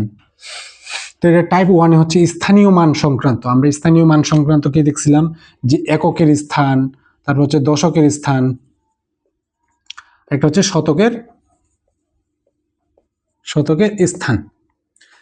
এটার ক্ষেত্রে এই যে পাঁচটা কার, এটা হচ্ছে একক, এটা কত দশক, হচ্ছে শতক, 3টা হচ্ছে হাজার। এখন এখানে কি বলতেছে যে সংখ্যাটি 3-এর স্থানীয় মান কত, 3-এর স্থানীয় মান। তাহলে একক স্থানীয় মান হচ্ছে 1, তাহলে দশকটা হবে 10 গুণ 10, শতক হচ্ছে 100, আর হাজারের স্থানীয় মান হচ্ছে 1000। তাহলে এই যে 3টা কার ঘরে বসছে, হাজারের ঘরে বসছে, তাহলে 3-এর স্থানীয় মান কত হবে, 3 গুণন 1000 ইকুয়াল টু 3000। তাহলে আমাদের অ্যান্সার আসবে এই যে 3000 ঘ। ঠিক আছে। সো বৃহত্তম ক্ষুদ্রতম সংখ্যা গঠন, আমরা কি জানি আমাদের কাছে অনেকগুলো সংখ্যা দেওয়া থাকবে, যেমন হচ্ছে মনে করলাম যে 0, 1, তারপর 5, 7, এরকম একটা সংখ্যা আছে। এখান থেকে আমাদেরকে কি গঠন করতে হবে, বৃহত্তম সংখ্যা আর একটা হচ্ছে ক্ষুদ্রতম সংখ্যা। আমরা কনসেপ্টে দেখছিলাম যে অর্ডার অফ প্রেসিডেন্স অনুযায়ী এগুলো বসে। অর্ডার অফ প্রেসিডেন্স অনুযায়ী সবচেয়ে ভ্যালু বেশি কার, এটা হচ্ছে 7-এর। তাহলে বৃহত্তম সংখ্যার ক্ষেত্রে 7 আগে বসবে, তারপরে 5, তারপর 1, তারপরে 0। ক্ষুদ্রতম সংখ্যার ক্ষেত্রে তাহলে 0, 1, 5 আর একটা হচ্ছে 7। কিন্তু আমরা দেখছি যে এই যে স্টার্টিংয়ে আমরা 0 রাখতে পারবো না। স্টার্টিংয়ে যদি 0 থাকতে তাহলে এই সংখ্যার সাথে আমরা এটা কি করব, হচ্ছে এক্সচেঞ্জ করব। এক্সচেঞ্জ করলে হয় 0, 1, 0, 5, 7। তাহলে এটা হচ্ছে আমাদের ক্ষুদ্রতম সংখ্যা। এবং আমাদের প্রশ্নে বলা আছে 1, 5, 7। তাহলে এইভাবে আমরা বৃহত্তম আরেকটা হচ্ছে ক্ষুদ্রতম সংখ্যাটা গঠন করি। তাহলে এই রিলেটেড এখন প্রশ্ন দেখি কয়েকটা। তো এই প্রশ্নটা আসছিল হচ্ছে কত, এটা হচ্ছে 31তম বিসিএস আসছিল, 31th বিসিএস এ আসছিল। প্রশ্নটা কি, যে 0, 1, 2, 3 এই যে অঙ্কগুলো দ্বারা গঠিত বৃহত্তম ক্ষুদ্রতম সংখ্যার পার্থক্য কত। তাহলে বৃহত্তম সংখ্যাটার আগে লিখি, বৃহত্তম সংখ্যা কত হবে, 3 প্রথমে, কারণ এর 3-এর ভ্যালু সবচেয়ে বেশি, তারপর 2, তারপর 1, তারপরে 0। আর ক্ষুদ্রতম সংখ্যা যেহেতু এখানে 1, এখানে হচ্ছে 0 আছে, 0টা আমরা প্রথমে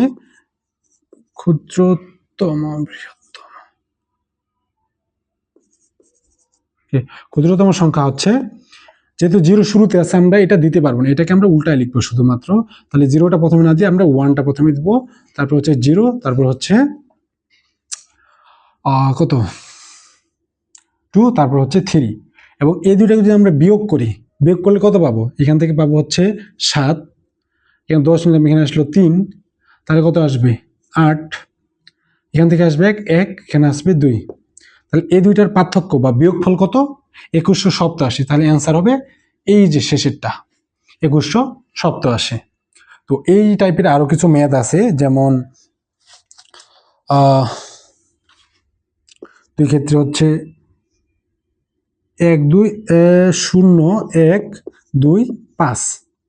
তো এই টাইপের যে ম্যাথগুলো আছে এগুলাতে অবশ্যই একটা 0 দিয়ে রাখবে, কারণ অনেকে কি করবে, এই যে ক্ষুদ্রতম সংখ্যা গঠন করার ক্ষেত্রে 0টা প্রথমে দিয়ে যে ভুলটা করবে সেটাই হচ্ছে এই ম্যাথের হচ্ছে ট্রিক্স, যে শূন্য যদি থাকে তাহলে অবশ্যই এটা কি বসবে, সেকেন্ডে বসবে ক্ষুদ্রতম সংখ্যা গঠনের ক্ষেত্রে। এরপরে আমরা হচ্ছে যে টাইপের ম্যাথগুলো সলভ করবো সেগুলো হচ্ছে মৌলিক সংখ্যা সংক্রান্ত। সো মৌলিক সংখ্যা সংক্রান্ত আমরা এর আগে কনসেপ্টে কি দেখে আসছি, যে একের চেয়ে বড় এবং এক এবং ওই সংখ্যা ছাড়া আর অন্য কোনো যে সংখ্যা আছে সেগুলো দ্বারা নিঃশেষে বিভাজ্য নয়, তাদেরকে আমরা বলতেছিলাম হচ্ছে মৌলিক সংখ্যা। যেমন 2, 3, 5, 7, এরপর 11, 13 এগুলোকে আমরা বলতেছি মৌলিক সংখ্যা, কারণ এই সংখ্যাগুলোকে হচ্ছে এক এবং ওই সংখ্যা ছাড়া আর অন্য কোনো সংখ্যা দ্বারা নিঃশেষে ভাগ করা যায় না। এর মধ্যে সবচেয়ে ছোট মৌলিক সংখ্যা হচ্ছে 2। 2 হচ্ছে সবচেয়ে ছোট মৌলিক সংখ্যা, এটা হচ্ছে সবচেয়ে ছোট মৌলিক সংখ্যা হচ্ছে 2। বাট এই রিলেটেড যে প্রশ্নগুলো আছে এগুলোতে আমরা দেখব যে মৌলিক সংখ্যার শেষে যে কোনো মৌলিক সংখ্যার শেষে কি থাকে, 1 থাকবে, অথবা হচ্ছে 3 থাকবে, অথবা 7 থাকবে, অথবা 9 থাকবে। এর বাইরে অন্য কোনো কিছুই থাকতে পারবে না, শুধুমাত্র এই যে 2টা অ্যাকসেপ্ট। 2 বাদে বাকি যতগুলো হচ্ছে আমাদের মৌলিক সংখ্যা আছে, বা এই যে 2, 3, 5 আর এটা কি বলে 7, এই যে প্রথম 10 এই 3টা বাদে বাকি যতগুলো হচ্ছে 2 অঙ্কের সংখ্যা থাকবে, তাদের প্রত্যেকের শেষে হয় 1 থাকবে, 3 থাকবে, অথবা 7 থাকবে, অথবা 9 থাকবে। এটা একটু মনে রাখেন। তাহলে এখান থেকে আরো একটা প্রশ্ন যেগুলো আসে, যে 1 থেকে 10 পর্যন্ত কতগুলো মৌলিক সংখ্যা আছে। 1 থেকে 10 পর্যন্ত, তারপর 11 থেকে 20, 21 থেকে 30, 31 থেকে 40, 41 থেকে 50, 51 থেকে 60, 61 থেকে 70, 71, 81, 91, জাস্ট দিয়ে দিলাম একসাথে, 80, 90, এই যে 100। এই যে 1 থেকে 100 পর্যন্ত কতগুলো মৌলিক সংখ্যা আছে এগুলো নির্ণয় করার জন্য 4 এখানে আছে, 2, 2, 3, 2, 2, সরি 2, এখানে আছে 3, এখানে আছে 2, এখানে আছে 1। তাহলে এটাকে আমরা সহজে কিভাবে মনে রাখতে পারি, এই যে 4, 4, 2, 2, 3, 2, 2, 3, 2, 1, এই সংখ্যাটার মাধ্যমে খুব সহজে আমরা এটা মনে রাখতে পারি। তার মানে 1 থেকে 10 পর্যন্ত কতগুলো মৌলিক সংখ্যা আছে, 4টা। 11 থেকে 20 পর্যন্ত 4টা। 21 থেকে 30 পর্যন্ত 2টা। এখন আমাদের যদি প্রশ্নে বলে দেয় যে 1 থেকে 20 পর্যন্ত কতগুলো আছে, তাহলে 1 থেকে 20 পর্যন্ত আমরা কি জানি, 1 থেকে 10 পর্যন্ত আছে 4টা, আর 11 থেকে 20 পর্যন্ত আছে আরো 4টা, তাহলে টোটাল হবে 8টা। ঠিক আছে।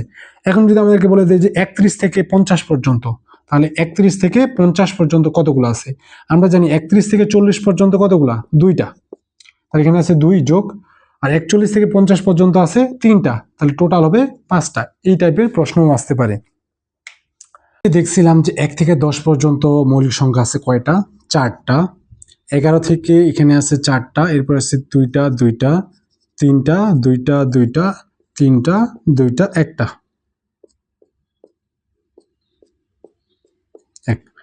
এই যে 4টা, এই 4টা কোথা থেকে, 1 থেকে 10 পর্যন্ত কি কি, 2, 3, 5 আর একটা হচ্ছে 7। এই যে এখানে আছে কয়টা, 4টা। 11 থেকে 20 পর্যন্ত কি কি, 11, 13, 17 আর একটা হচ্ছে 19। আর 21 থেকে 30 পর্যন্ত আছে কতগুলো, 2টা, 23 আর 29। এখানে হচ্ছে 31 থেকে 40 পর্যন্ত আছে 2টা, এটা হচ্ছে 31 আর 37। তাহলে 41 থেকে 50 পর্যন্ত আছে 3টা, কি কি, 41, 43, 47। 51 থেকে 60 পর্যন্ত আছে 2টা, কি কি, 53 আর একটা হচ্ছে 59। 61 থেকে 70 পর্যন্ত আছে 61 আর 67 মিলে 2টা। 71 থেকে 70 পর্যন্ত আছে 3টা, 71, 73 আর একটা হচ্ছে 79, এখানে আছে 3টা। এরপরে আছে কয়টা, 81 থেকে 90 পর্যন্ত আছে 2টা, এই যে 2টা। আর 91 থেকে 100 পর্যন্ত আছে এই যে একটা, শুধুমাত্র 97। তো এই যে টোটাল 1 থেকে 100 পর্যন্ত টোটাল কতগুলো আছে, টোটাল আছে 25টা মৌলিক সংখ্যা। ঠিক আছে। এবং এই যে 25টা আছে 1 থেকে 100-এর ভিতরে, এদের টোটাল যোগফল হচ্ছে 1060। সো এই হচ্ছে কিছু যে গুরুত্বপূর্ণ ইনফরমেশন এমসিকিউ এর জন্য। তো নিচের কোনটি মৌলিক সংখ্যা, যেটা হচ্ছে 30তম BCS এ আসছে? অপশনে দেওয়া আছে 91, 87, এটা হচ্ছে 63, আর একটা হচ্ছে 59। তো 91কে যদি আমরা দেখি, 91কে কিন্তু আমরা হচ্ছে ভাঙতে পারি 7 গুণন 13 হিসেবে। তাহলে এটা মৌলিক সংখ্যা হওয়ার কোনো সম্ভাবনা নেই। তাহলে 87কে আমরা ভাঙতে পারি কত? আমরা যদি 3 গুণন 18 দিই, 29, 3 গুণন 29 দেই, তাহলে আমরা কিন্তু 87 পাই। 63, এটা হচ্ছে কি 7 গুণন 9 দেই। বাট এই যে 5, 9, এটাকে কিন্তু 1 এবং 5, 9 ছাড়া আর অন্য কোনো সংখ্যা দিয়ে ভাগ করা যায় না। তার মানে এইটা হবে আমাদের মৌলিক সংখ্যা। তো অ্যান্সার হবে এইটা। এর বাইরেও আমরা হচ্ছে একটু আগে যে চার্টটা দেখছি, সেই চার্ট অনুযায়ী কিন্তু আমাদের 59, এই 59টা কিন্তু হচ্ছে মৌলিক সংখ্যা তালিকায় ছিল। আমরা ওই চার্টটা যদি মুখস্থ করতাম, তাহলে আমরা এটাও খুব সহজে অ্যান্সার করতে পারতাম, তখন আমাদের এভাবে ভাঙানো লাগতো না। তাহলে 1 থেকে 30 পর্যন্ত মৌলিক সংখ্যা কয়টি? 1 থেকে 30 পর্যন্ত মৌলিক সংখ্যা কতটি? আমরা কি দেখছিলাম যে 4, 4, 2, 2, এটা হচ্ছে 10 পর্যন্ত, এটা 20 পর্যন্ত, এটা হচ্ছে 30 পর্যন্ত। তো এই যে 30 পর্যন্ত মৌলিক সংখ্যা তাহলে কয়টা হবে? এগুলোর যোগফল। তাহলে 4 + 4 + 2 = 10। তাহলে সঠিক উত্তর হবে এই যে গ নাম্বারটা। এরপরে আছে 2 ও 32 এর মধ্যবর্তী মৌলিক সংখ্যা কতটি? এটা আসছিল হচ্ছে 24তম BCS, এটা হচ্ছে 24th BCS, 24th BCS এ আসছিল। তাহলে 2 ও 32 এর মাঝে, তাহলে একটু দেখি, 4, 4, 2, 2 এরকম ছিল। বাট এই যে আমাদের এখানে কিন্তু এই দুইটা ছিল, এই দুইটা হচ্ছে কত পর্যন্ত? 40 পর্যন্ত ছিল। বাট প্রথম হচ্ছে 2, তারপর হচ্ছে 3, তারপর 5, 7, তো এতটুকু দেখি। এরপরে হচ্ছে আরো 4টা, আরো হচ্ছে 2টা। শেষের ক্ষেত্রে দেখি আমরা 31, একটা হচ্ছে 37। তো আমাদেরকে বলতেছে 2 এবং 32 এর মধ্যবর্তী, তার মানে 2টা বাদে, 2 আর বাদ, আর এই যে এখানে একটা 32 সংখ্যা ছিল, এই 32 সংখ্যার মধ্যবর্তী কতগুলো মৌলিক সংখ্যা রয়েছে? তাহলে টোটাল মৌলিক সংখ্যা রয়েছে কয়টা? এই যে প্রথমে ছিল 4টা, 4টার মধ্যে তো 2টা বাদ চলে গেল, কারণ আমাদেরকে বলছে 2 ও 32 এর মধ্যবর্তী। তাহলে এখানে দেখে 3টা, আর এখানে আছে 4টা, আর এখানে আগে থেকে ছিল 2টা। আর এই যে 30 থেকে 40 পর্যন্ত আমাদের কতগুলো ছিল? 30 থেকে 40 পর্যন্ত ছিল 2টা, বাট 32 পর্যন্ত আছে শুধুমাত্র একটা। তাহলে এই এক, তাহলে টোটাল আমরা যদি যোগ করি তাহলে কি পাই? আমরা পাচ্ছি 3, 4, 3, 7, 8, 2, 10, টোটাল পাই 10টা। এটার অ্যান্সার কি হবে? এটারও অ্যান্সার হবে 10, এই যে গ নাম্বারটা। ওকে, তো 4 নাম্বার প্রশ্নে কি বলছে যে 60 থেকে 80 এর মধ্যবর্তী বৃহত্তম ক্ষুদ্রতম মৌলিক সংখ্যার পার্থক্য নির্ণয় করো। তাহলে 60 থেকে 70 পর্যন্ত, একটা হচ্ছে 71 থেকে 80 পর্যন্ত, 71 থেকে 80 পর্যন্ত যতগুলো মৌলিক সংখ্যা আছে সেগুলো একটু দেখি। তাহলে 60 থেকে 70 পর্যন্ত মৌলিক সংখ্যা কি কি? 60 থেকে 70 পর্যন্ত মৌলিক সংখ্যা আছে 2টা, একটা হচ্ছে 61 আর 67, 61 আর একটা হচ্ছে 67। আর 71 থেকে 80 পর্যন্ত যে মৌলিক সংখ্যাগুলো 71, 73, 71, 73, আর একটা হচ্ছে 79, তো এর মধ্যে সবচেয়ে ছোট মৌলিক সংখ্যা হচ্ছে 61, এটা হচ্ছে ক্ষুদ্রতম মৌলিক সংখ্যা, আর সবচেয়ে বড় মৌলিক সংখ্যা হচ্ছে 79। তাহলে এই দুইটার বিয়োগফল কত হবে? 7, 9, আর হচ্ছে 61, ভাগ করলে কত আসে? 8, আর এখান থেকে আসে হচ্ছে 1। তাহলে অ্যান্সার হবে এই যে 18, গ নাম্বারটা। 10 থেকে 60 পর্যন্ত অঙ্কগুলোর একক স্থানীয় অঙ্কগুলোর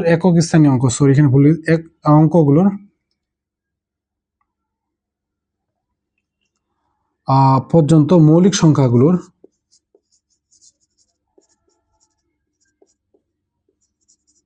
সংখ্যার একক স্থানীয় অঙ্ক যাদের হচ্ছে 9, তাদের সমষ্টি কত হবে? তাহলে 10 থেকে 20 পর্যন্ত কতগুলো আছে? 21 থেকে 30, 31 থেকে 40, 41 থেকে 50, 51 থেকে 60। এর মধ্যে অনেকগুলো মৌলিক সংখ্যা আছে, বাট একক স্থানীয় অঙ্ক আছে কাদের? একটু বিস্তারিত দেখি। এখান থেকে কত আছে? 11, 13, 17, আরেকটা আছে 19।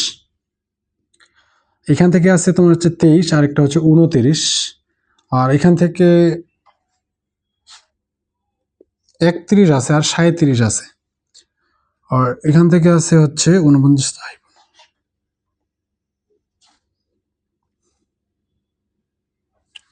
এখান থেকে কি কি আছে যে 41, 43 আর 47, তাহলে 41, 43, আরেকটা হচ্ছে 47, আর 51 থেকে 60 পর্যন্ত আছে কতগুলো?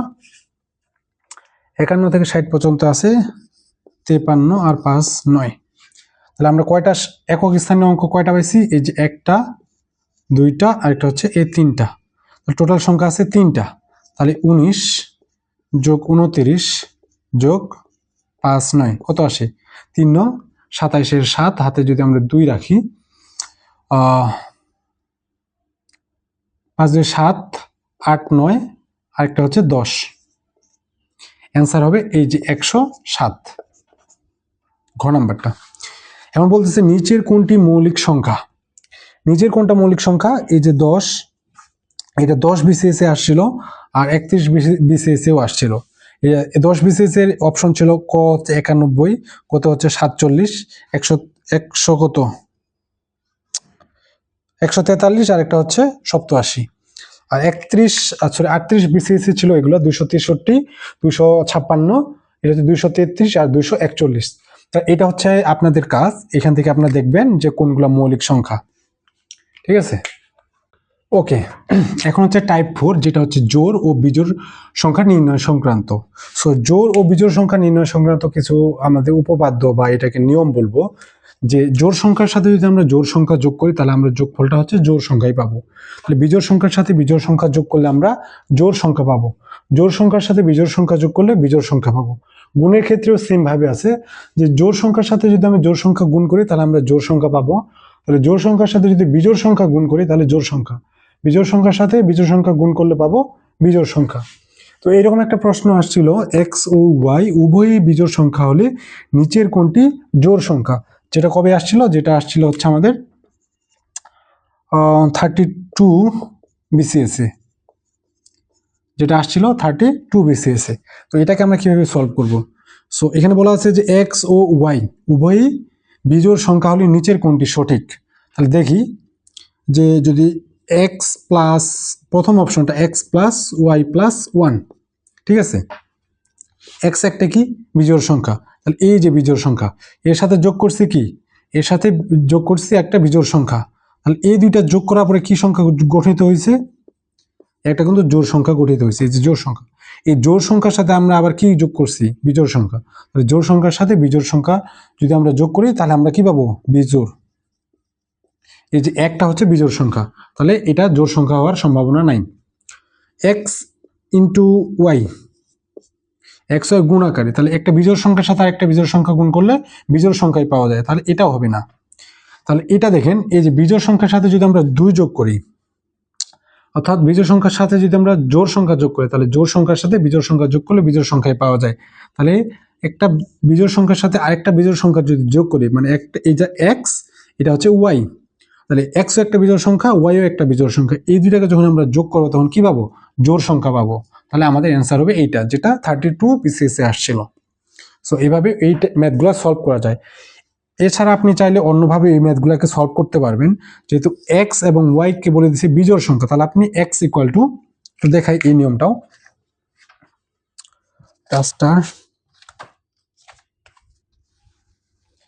তাহলে এক্স একটা বিজোড় সংখ্যা ধরে নেন, এক্স কে আপনি ওয়াই ধরে নেন, সরি 1 ধরে নেন, কারণ 1 হচ্ছে একটা বিজোড় সংখ্যা। ওয়াই ইকুয়াল টু আপনি 3 ধরে নেন, কারণ ওয়াই একটা বিজোড় সংখ্যা। এখন আপনি এই ইকুয়েশনগুলোতে বসান, তাহলে 1 প্লাস 3 প্লাস 1, তাহলে কত আসে? 3 আর 2 হচ্ছে 5, 5 একটা বিজোড় সংখ্যা, তাহলে এই অপশনটা হবে না, তাহলে ক নাম্বার অপশন বাদ। এরপরে আছে এক্স ওয়াই, তাহলে 3 ইন্টু 1 ইকুয়াল টু আসে 3, এটাও একটা বিজোড় সংখ্যা, তাহলে এটাও হওয়ার সম্ভাবনা নাই। এরপরে আছে কি এক্স ওয়াই, তাহলে এই যে এক্স ওয়াই প্লাস 2, এর সাথে হচ্ছে 3 প্লাস 2 সমান হচ্ছে 5, এটাও হওয়ার সম্ভাবনা নাই। এরপরে কি আছে এক্স প্লাস 1, এক্স প্লাস 1 মানে কি? তাহলে হচ্ছে 1 প্লাস 3 ইকুয়াল টু 4, তাহলে এই যে 4 এটা শুধুমাত্র জোড় সংখ্যা, তার মানে অ্যান্সার এটা হচ্ছে দুইভাবে আপনি অ্যান্সার করতে পারেন, এভাবে করতে পারেন অথবা এইভাবে কোনো একটা ভ্যালু ধরে নিয়ে এভাবেও সলভ করা যায়। এখন আমরা যে টাইপের ম্যাথগুলো সলভ করব সেটা হচ্ছে মূলদ সংখ্যা আর একটা হচ্ছে অম্লদ সংখ্যা। আমরা মূলদ সংখ্যা এবং অম্লদ সংখ্যা সম্পর্কে এর আগেও বিস্তারিত জানছি। তো এখানে একটু দেখে নিই যে ধনাত্মক ঋণাত্মক সংখ্যাগুলা বা পূর্ণবর্গ সংখ্যার বর্গমূল বা সকল প্রকারের যে ভগ্নাংশ আছে, শুধুমাত্র কি অসীম অনাবৃত ভগ্নাংশ বাদে বাকি যতগুলো ভগ্নাংশ আছে সবগুলাই হচ্ছে মূলদ সংখ্যা। এরপরে পূর্ণপূর্ণিক যে সংখ্যাগুলা সেগুলো হচ্ছে মূলদ সংখ্যা। সসীম অনাবৃত সংখ্যা বলতে হচ্ছে যেগুলোর উপরে পৌনঃপুনিক দেওয়া যায় না তাদেরকে আমরা বলবো হচ্ছে অম্লদ সংখ্যা, অথবা মৌলিক সংখ্যাগুলোর উপর যে বর্গমূল যদি হয় সেগুলোকে আমরা বলবো অম্লদ সংখ্যা। কমন যে ব্যবহৃত অম্লদ সংখ্যা সেটা হচ্ছে √2, √3, পাই আর একটা হচ্ছে লগারিদমের যে বেস, এগুলো হচ্ছে আমাদের অম্লদ সংখ্যা। এগুলোই ঘুরে ফিরে বিভিন্ন চাকরি পরীক্ষায় আসে। ওকে, তাহলে এই রিলেটেড কয়েকটা ম্যাথ দেখি, তাহলে আমরা হচ্ছে বুঝতে পারবো যে এই টপিক থেকে বা এই টাইপ থেকে মূলদ সংখ্যা অম্লদ সংখ্যা থেকে কি ধরনের প্রশ্ন আসে। তো 25 BCS এর একটা প্রশ্ন দেখি, এখানে কি বলছে √2 কি ধরনের সংখ্যা। আমরা একটু আগে যেখানে আলোচনা করছি সেখানে দেখছি কমন ছিল √2, √3, তারপর হচ্ছে পাই অথবা লগারিদমের বেস, এগুলো কোন সংখ্যা? অম্লদ সংখ্যা। তাহলে এখানে অ্যান্সার হবে এই যে খ নাম্বারটা হবে অ্যান্সার। আর আরেকটা প্রশ্ন 2 নম্বর কি বলছে, যদি √p একটি মৌলিক সংখ্যা হয়, যদি p একটি মৌলিক সংখ্যা হয় তাহলে √p কি হবে? √p কি ধরনের সংখ্যা হবে? আমরা ওই যে অম্লদ সংখ্যার সংজ্ঞাও দেখছি, যদি কোনো একটা সংখ্যা মৌলিক সংখ্যা হয় তার বর্গমূল মানে এই যে রুট চিহ্নটা, এই রুট চিহ্ন সেটা কি হবে? সেটা অবশ্যই অম্লদ সংখ্যা হবে। এখন আমরা যে টাইপের ম্যাথগুলো করব এটা হচ্ছে টাইপ 5, বৃহত্তম ক্ষুদ্রতম ভগ্নাংশ নির্ণয় সংক্রান্ত। এক্ষেত্রে প্রশ্নগুলো কি থাকবে? এরকম হচ্ছে আমাদের ভগ্নাংশগুলো দেওয়া থাকবে যে 2/5, তারপর হচ্ছে 3/10, 8/15 অথবা 7/20, এখানে যেটা দেওয়া আছে। তো এই উপরেরটাকে আমরা কি বলতেছি? এই উপরেরটাকে আমরা এর আগে দেখছিলাম, এটাকে আমরা বলতেছিলাম লব, আর নিচেরটাকে বলতেছিলাম হর। লব আর নিচেরটা হচ্ছে হর। তো এই টাইপের প্রশ্নগুলো থেকে আমরা কিভাবে সহজে কোনটা বড় কোনটা ছোট নির্ণয় করব, সেই জন্য আমাদেরকে এই দুইটা করে আগে কম্পেয়ার করতে হবে। তাহলে প্রথমে করি 2 আর 5 এর কম্পেয়ার, 2/5 এর সাথে কম্পেয়ার করি 3/10 এর। যে এই দুইটার মধ্যে বড় কোনটা সেটা আমরা কিভাবে বুঝবো? তাহলে আমরা কি করব, এই যে হর আছে নিচেরটাকে আমরা বলতেছিলাম হর, এই হর থেকে লবের দিকে গুণ করব কোনাকুনি ভাবে, এই হর থেকে লবের দিকে গুণ করব কোনাকুনি ভাবে। তাহলে এই 3 আর 5 গুণ করলে আমরা কি পাই? 15। আর এই 10 এর সাথে যদি 2 গুণ করি তাহলে পাই 20। আমাদেরকে কি বলছে? বড়। তাহলে এই যে 20 বড় না? 15 আর 20 এর মধ্যে 20 হচ্ছে বড়। তাহলে এই দুইটা ভগ্নাংশের মধ্যে 2/5টা হচ্ছে বড়। এবার কি করব? 2/5 এর সাথে আবার কম্পেয়ার করব কার? 4/15। আবার সেম ভাবে এপাশ থেকে কি আসে? 4×5 = 20, এই পাশে হচ্ছে 15×2 = 30। তাহলে এই দুইটার মধ্যে বড় কোনটা? 30। তাহলে এই যে 2/5, এই 2/5টা হবে এই দুটা ভগ্নাংশের মধ্যে বড়। আরেকটা কি আছে? 7/20। তাহলে আবার কম্পেয়ার করব 2/5 এর সাথে 20। তাহলে এই পাশ থেকে আমরা যদি করি তাহলে কি আসে? 5 7 35 আর 20×2 হচ্ছে 40। এই দুটোর মধ্যে বড় কোনটা? নিশ্চয়ই 40 বড়। তাহলে বড় ভগ্নাংশ হচ্ছে 2/5। তাহলে আমাদের আলটিমেট অ্যান্সার হচ্ছে এই যে এটা আসে কত? 41 BCS। এরপরে একটা বলছে নিচের কোনটি ক্ষুদ্রতম। যদি ক্ষুদ্রতম হয় তাহলে এটা আসছিল 40 BCS, এটা 40তম BCS এ আসছিল। এর আগে আমরা কি করছি? এই দুটো সংখ্যার মধ্যে বড় সংখ্যাটা নিচ্ছে কেন? কারণ আমাদের হচ্ছে বড় চাইছে। সো এখানে বড় চাইতে পারে, অথবা বৃহত্তম চাইতে পারে, অথবা গরিষ্ঠ, মাঝে মধ্যে গরিষ্ঠ বলা থাকে। একটা হচ্ছে এটা হচ্ছে ক্ষুদ্রতম, অথবা ছোট, অথবা লঘিষ্ঠ। তাহলে নিচের ভগ্নাংশটা নিয়ে একটু আলোচনা করি। এখানে কি আছে? 2/9। প্রথমে এই দুইটা নিয়ে কম্পেয়ার করি। তার একটা হচ্ছে 5/8।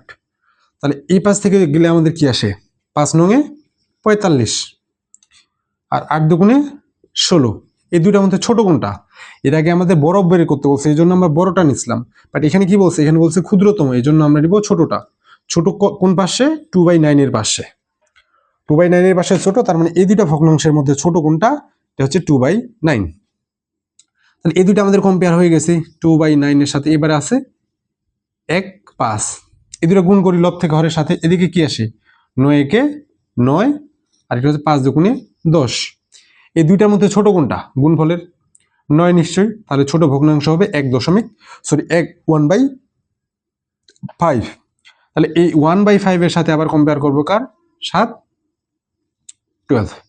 তাহলে এই পাশ থেকে যদি গুণ করি তাহলে 5 সাথে হচ্ছে 35, আর এই পাশ থেকে যদি 12 একে 12। এই দুইটার মধ্যে ছোট কোনটা? 12। তাহলে আমাদের আলটিমেট অ্যান্সার হবে 1/5। 1/5 আছে গয়ে, তো এটা হচ্ছে কারেক্ট অ্যান্সার। তো এই টাইপের ম্যাথগুলা বা কোনটা বৃহত্তম বা ক্ষুদ্রতম সবগুলোই সেম নিয়ম দিয়ে আমরা বের করতে পারবো।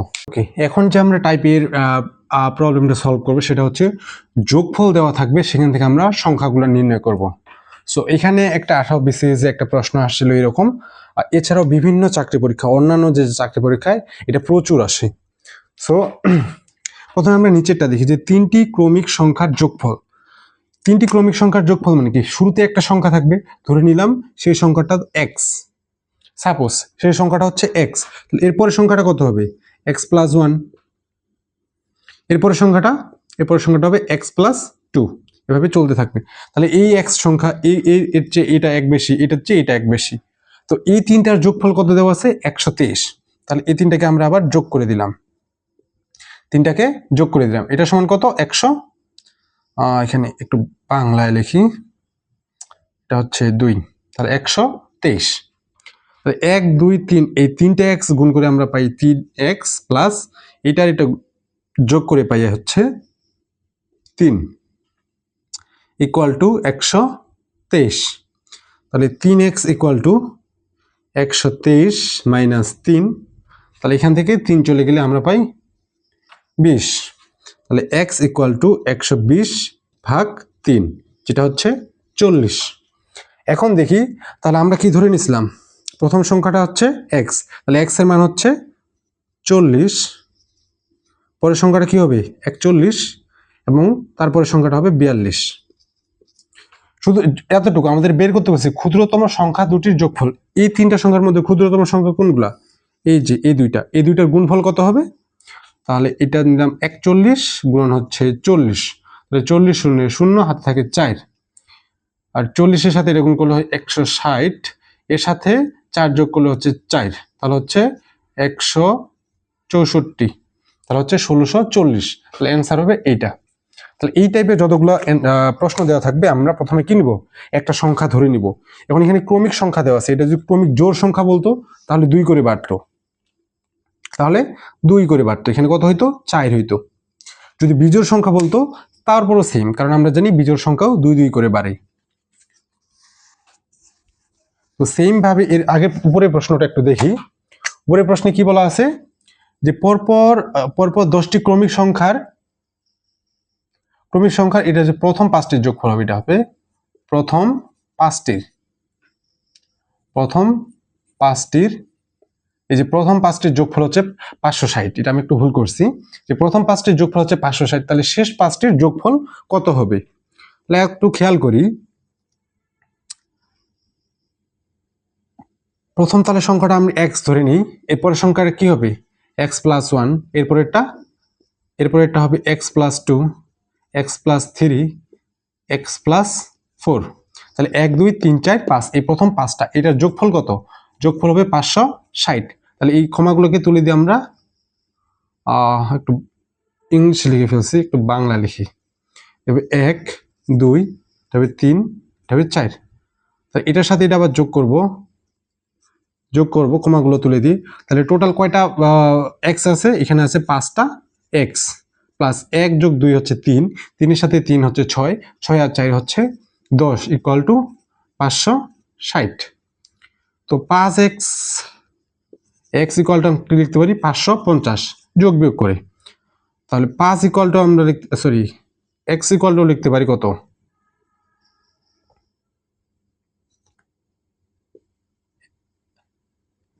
550 ভাগ 5 ইকুয়াল টু 110।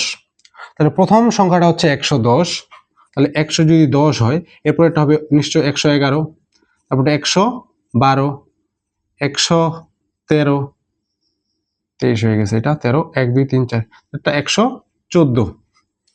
এবং এর পরের পাঁচটা সংখ্যা অবশ্যই 114 থেকে 115, 116, 117, 118, 119, 1 2 3 4 5। এবং এই যদি আমরা পাঁচটা সংখ্যা যোগ করি তাহলে আমরা কি পাবো? এই পাঁচটা সংখ্যা যোগ করলে 1 2 3 4 5, 500 তো অবশ্যই পাবো। এরপরে 9 আর 8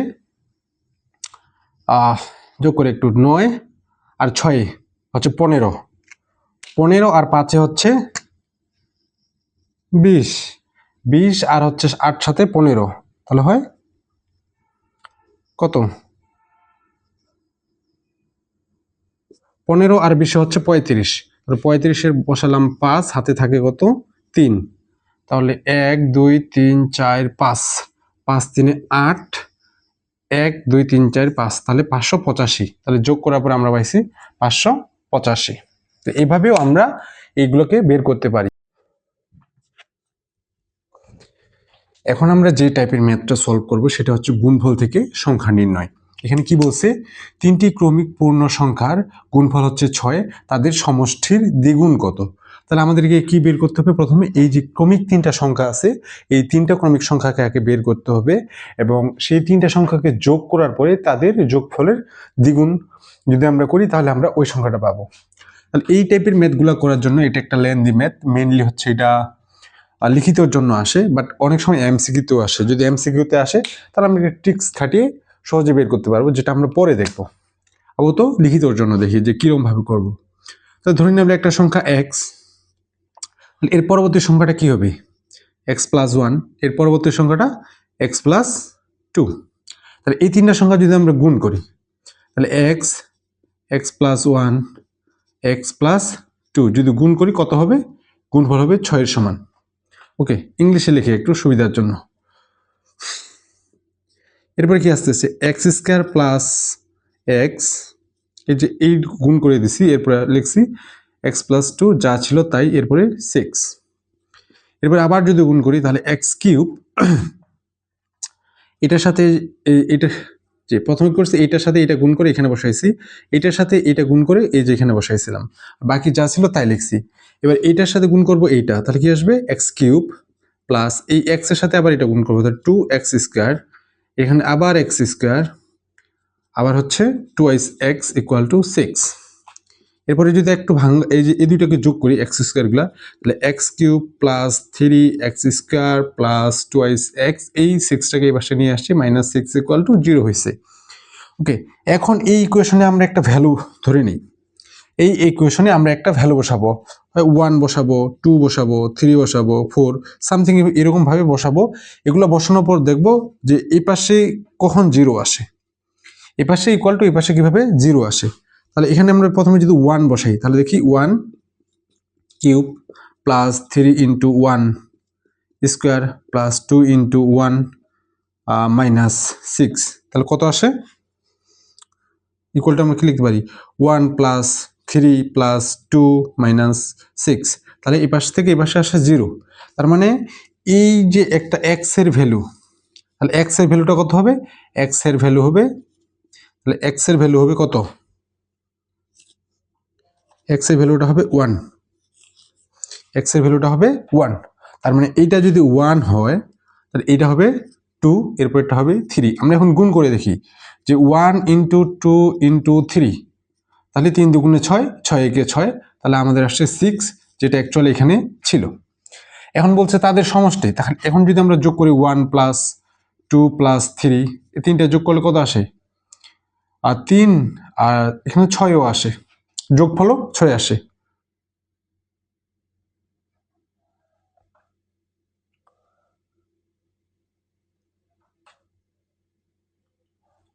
তো এটার সাথে যদি আমরা দ্বিগুণ করি তাহলে আমাদের আসার কথা ছিল 12, বাট অ্যান্সারে একটাও নাই, সো সামথিং ওয়েন্ট রং।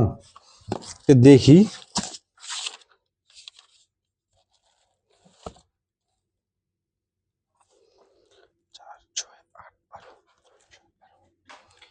সরি, আমি অপশনগুলো একটু ভুল লিখছিলাম। অপশনে ছিল হচ্ছে 4, 6, 7 আর 12।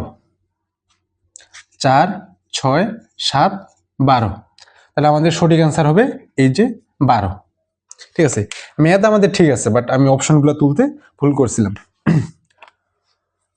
একটা ম্যাথ আছে যেখানে কি বলছে, 3টি ক্রমিক পূর্ণ সংখ্যার গুণফল হচ্ছে 120, তাদের যোগফল কত?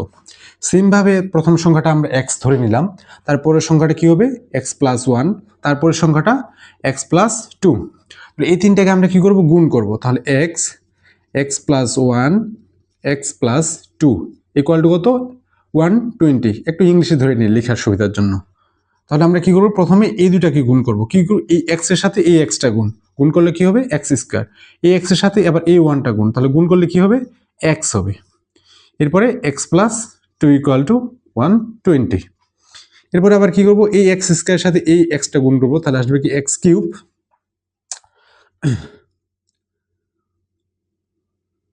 এরপরে এই x² এর সাথে এই যে 2টা আছে এটা গুণ করব, তাহলে আসবে 2x²। এরপরে আবার কি, এটার সাথে এটা গুণ করলে আসবে x² + 2x। তাহলে এই যে = 120। তাহলে একটু সাজা লিখি এর আগের মতো, যে x³ + 3x² + 2x - 120 = 0। এখন আমাদের এখানে 1 এর আগের মতো 1 2 3 4 5 এরকম ভ্যালুগুলো বসাইতে থাকবো। কখন?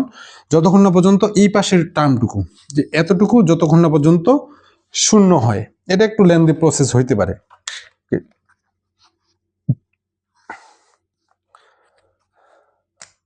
তাহলে প্রথমে আপনি যদি 1 2 3 বসান তাহলে দেখবেন যেটা হবে না। শুধু আমরা 4 এর ক্ষেত্রে দেখি যে কিভাবে এটা হয়। তাহলে 4 এর কিউব দিলাম, প্লাস 3 × 4 এর উপর স্কোয়ার, প্লাস 2 × 4 - 120। তো 4 এর উপর কিউব মানে কি? তাহলে 4 × 4 × 4, তাহলে কি আসে 4 × 16, 4 16 48, তাহলে আসে 48, প্লাস এই যে 3 × 3 সরি 4 16 হবে 64, 64। তাহলে এখানে আসে 3 × 16, 3 × 16, তাহলে 3 16 কত আসে 48, যোগ 4 2 8 - 120। তাহলে এই পাশে যদি যোগ করি 8 আর 16, 16 4 20, 20 এর হচ্ছে 0, হাতে থাকে 2, তাহলে এই 4 2 6, 6 আর 6 হচ্ছে 12, 120 - 120, তাহলে হচ্ছে 0। তাহলে এই পাশে 0 আর এই পাশে 0 সেম। তাহলে আমরা 0 কোন ভ্যালুটা বসাইছি? 4 বসাই কিন্তু আমরা হচ্ছে কি পাইছি? 0 পাইছি। এর মানে x এর ভ্যালু হবে কত? x এর ভ্যালু হবে 4। তাহলে এরপরে ভ্যালুটা হবে 4 + 1 = 5। এরপরে এটা হবে 6। তাহলে আমরা হচ্ছে x এর ভ্যালুটা পাইছি, মানে ক্রমিক সংখ্যা 3টা পাইলাম। কি কি? এটা হচ্ছে 4 5 আর একটা হচ্ছে 6। এখন আমাদের কি চাইছে? তাদের যোগফল, এই ক্রমিক সংখ্যাগুলো মানে 4 + 5 + 6 এর যোগফল কি হবে? 6 আর 4 হচ্ছে 10 আর 5 এ 15, তাহলে আসে 15। তাহলে আমাদের সঠিক অ্যান্সার হবে এই যে 15। পরে আমরা হচ্ছে যে টাইপের ম্যাথগুলো সলভ করব সেটা হচ্ছে ভাজক সংখ্যা নির্ণয়। সো কোনো একটা সংখ্যার ভাজক সংখ্যা নির্ণয়, এটা হচ্ছে 29 BCS আসছে মনে হয়, এটা হচ্ছে 29th BCS। সো এই প্রশ্নগুলো কিভাবে সলভ করব? আমাদের ভাজক সংখ্যা বের করতে বলছে কার? 72-এর। তাহলে 72কে প্রথমে আমরা ভাঙাবো। এটা কত দিয়ে ভাঙানো যায়? 2 দিয়ে ভাঙানো যায়। 1 দিয়ে ভাঙানো যায়, বাট একটা আমরা লিখবো না, 2 থেকে শুরু করব। তাহলে কত আসবে? 36। এটাকে আবার 2 দিয়ে ভাঙানো যায়, কত আসবে? 18। এটাকে আবার 2 দিয়ে ভাঙানো যায়, কত আসবে? 9। এটাকে আবার 3 দিয়ে ভাঙানো যায়, তাহলে আসবে কত? 3। তাহলে আমরা যদি এই 2 2 2 3 3 এই সংখ্যাগুলোকে গুণ করি, অর্থাৎ 2 × 2 × 2 × 3 × 3, এখানে কয়টা আছে? 2 আছে 3টা। এটা হচ্ছে 2, 2 আছে কয়টা? 3টা। আর 3 আছে কয়টা? 2টা। 3 আছে 2টা। তাহলে আমরা এখান থেকে কি করব? 3 এর সাথে 1 যোগ করব, 1 যোগ করব, আর 2 এর সাথে 1 যোগ করব। তাহলে এই টোটাল ভাজক সংখ্যা কত হবে? এই যে 4 গুণন এখানে কত 3, 3 4 12টি। তাহলে এই সংখ্যাটার এই যে 72-এর টোটাল ভাজক সংখ্যা হচ্ছে কতটি? টোটাল 12টি।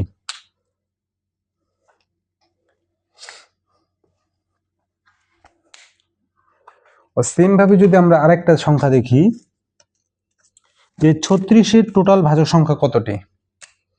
2 নম্বরে হচ্ছে 36-এর টোটাল ভাজক সংখ্যা কতটি? তাহলে আমরা কি করব? এই যে 36কে ভাঙাবো, তারপর 2 দিয়ে ভাঙাইলাম, 2 দিয়ে ভাঙালে কত আসবে? 18। এটাকে আবার 2 দিয়ে ভাঙানো যায়, কত আসে? 9। এটাকে আবার 3 দিয়ে ভাঙানো যায়, তাহলে 3 আর 3, তাহলে 2 গুণন 2 গুণন 3 গুণন 3। এখানে 2 আছে কয়টা? 2 আছে 2টা, এই জন্য 2 দিছি। আর এখানে 3 আছে কয়টা?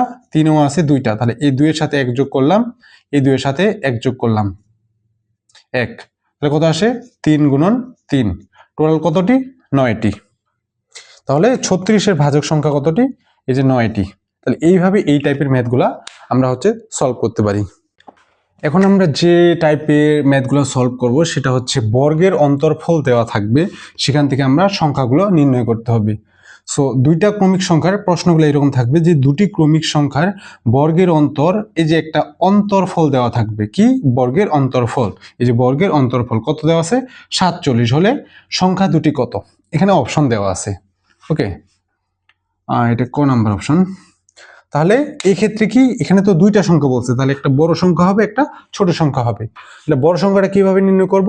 এই যে সংখ্যা দ্বয়ের বর্গের পার্থক্য, পার্থক্য বলতে বর্গের অন্তর, এখানে কত? 47 যোগ 1 ভাগ 2, তাহলে কত আসে? বড় সংখ্যাটা কিভাবে আসবে? পার্থক্য কত দেওয়া আছে? 47, ঠিক আছে, এর সাথে যোগ করব কত? 1, ভাগ করব 2 দিয়ে, তাহলে কত আসে? 48। 48 ভাগ 2 সমান হচ্ছে 24। তাহলে বড় সংখ্যা হচ্ছে 24। বড় সংখ্যা কোথায় আছে? এই যে 24-এ আছে। এটা তো ছোট সংখ্যা, এটা তো বড় সংখ্যা। তাহলে এখান থেকে আমরা ডিরেক্ট বলে দিতে পারি। আমাদের কিন্তু ছোট সংখ্যাটা বের করা লাগতেছে না, কারণ এখানে সবগুলোই আলাদা আলাদা আছে। ঠিক আছে, এই যে 24 দেখে আমরা বলে দিতে পারছি যে এটাই 100% অ্যান্সার হবে। আমাদেরকে ছোট সংখ্যাটা আর বের করার কোনো প্রয়োজন পড়ে নাই। এইভাবে ছোটখাটো ট্রিক্স দিয়েও আমরা চাইলে কিছুটা সময় বাঁচাইতে পারি। এখন আমরা যে টাইপের ম্যাথগুলো করব সেটা হচ্ছে বড় ছোট সংখ্যা নির্ণয় সংক্রান্ত অথবা অনির্দিষ্ট সংখ্যা সংক্রান্ত। অর্থাৎ এখানে কি বলে দিচ্ছি? একটি সংখ্যা, এখানেও একটি সংখ্যা, এইগুলোকে বোঝাচ্ছে হচ্ছে অনির্দিষ্ট সংখ্যা। যেখানে বলে দিবে যে একটি সংখ্যা, সেখানে আমরা ওই সংখ্যাটাকে, অর্থাৎ এই একটি সংখ্যাকে আমরা x ধরে নিব, এই একটি সংখ্যাকে আমরা x ধরে নিব। তাহলে এখন কি বলতেছে? একটি সংখ্যা, একটি সংখ্যা 650 থেকে যত বড়, তাহলে তার মানে হচ্ছে x এই সংখ্যা থেকে 650-এর একটা আমরা কি পাবো? বিয়োগফল পাবো।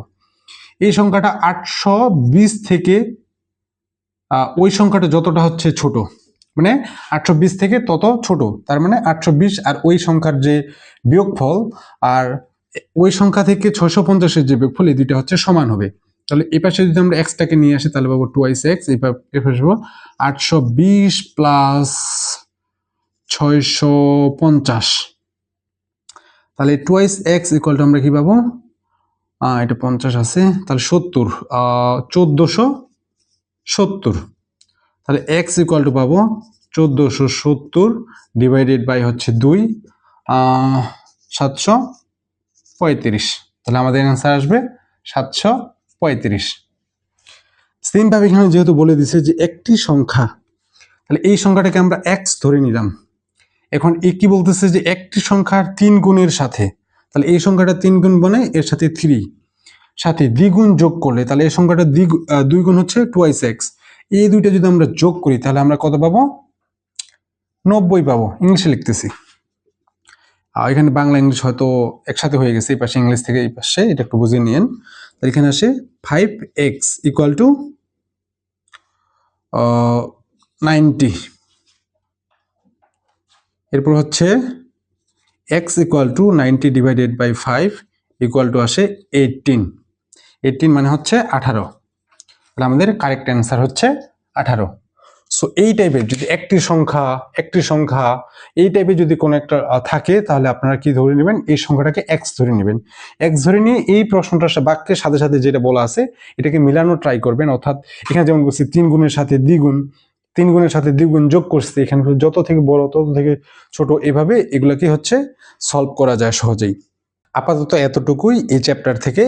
এই চ্যাপ্টার থেকে কোনো টাইপ বা টপিক যদি বা কনসেপ্ট যদি বাদ পড়ে যায় তাহলে আমরা রিভিশনে গিয়ে এটা আবার কভার করব। তাহলে এই চ্যাপ্টারটা হচ্ছে আমরা কি করে দিচ্ছি, এন্ড করে দিচ্ছি, এন্ড এন্ড। সো এই চ্যাপ্টার থেকে যদি আরো কোনো কিছু বাদ পড়ে যায় সেটা আমরা পরে দেখব। ওকে, থ্যাংক ইউ। এত ধৈর্য ধরে ক্লাসটা করার জন্য হচ্ছে থ্যাঙ্কস। আর পাশাপাশি যদি কোনো এক নম্বরে যদি হচ্ছে ভুল হয় কোথাও তাহলে অবশ্যই আমাকে জানাবেন। হচ্ছে এই আমার হচ্ছে হোয়াটসঅ্যাপ নাম্বারে, যেটা আমার ডিসক্রিপশন বক্সে অবশ্যই দেওয়া থাকবে, ঠিক আছে? আর তারা আমাকে জানাবেন, অথবা কোথাও যদি আমার ইমপ্রুভ করার প্রয়োজন হয় সেটাও জানাতে পারেন। থ্যাংক ইউ, এতটুকুই।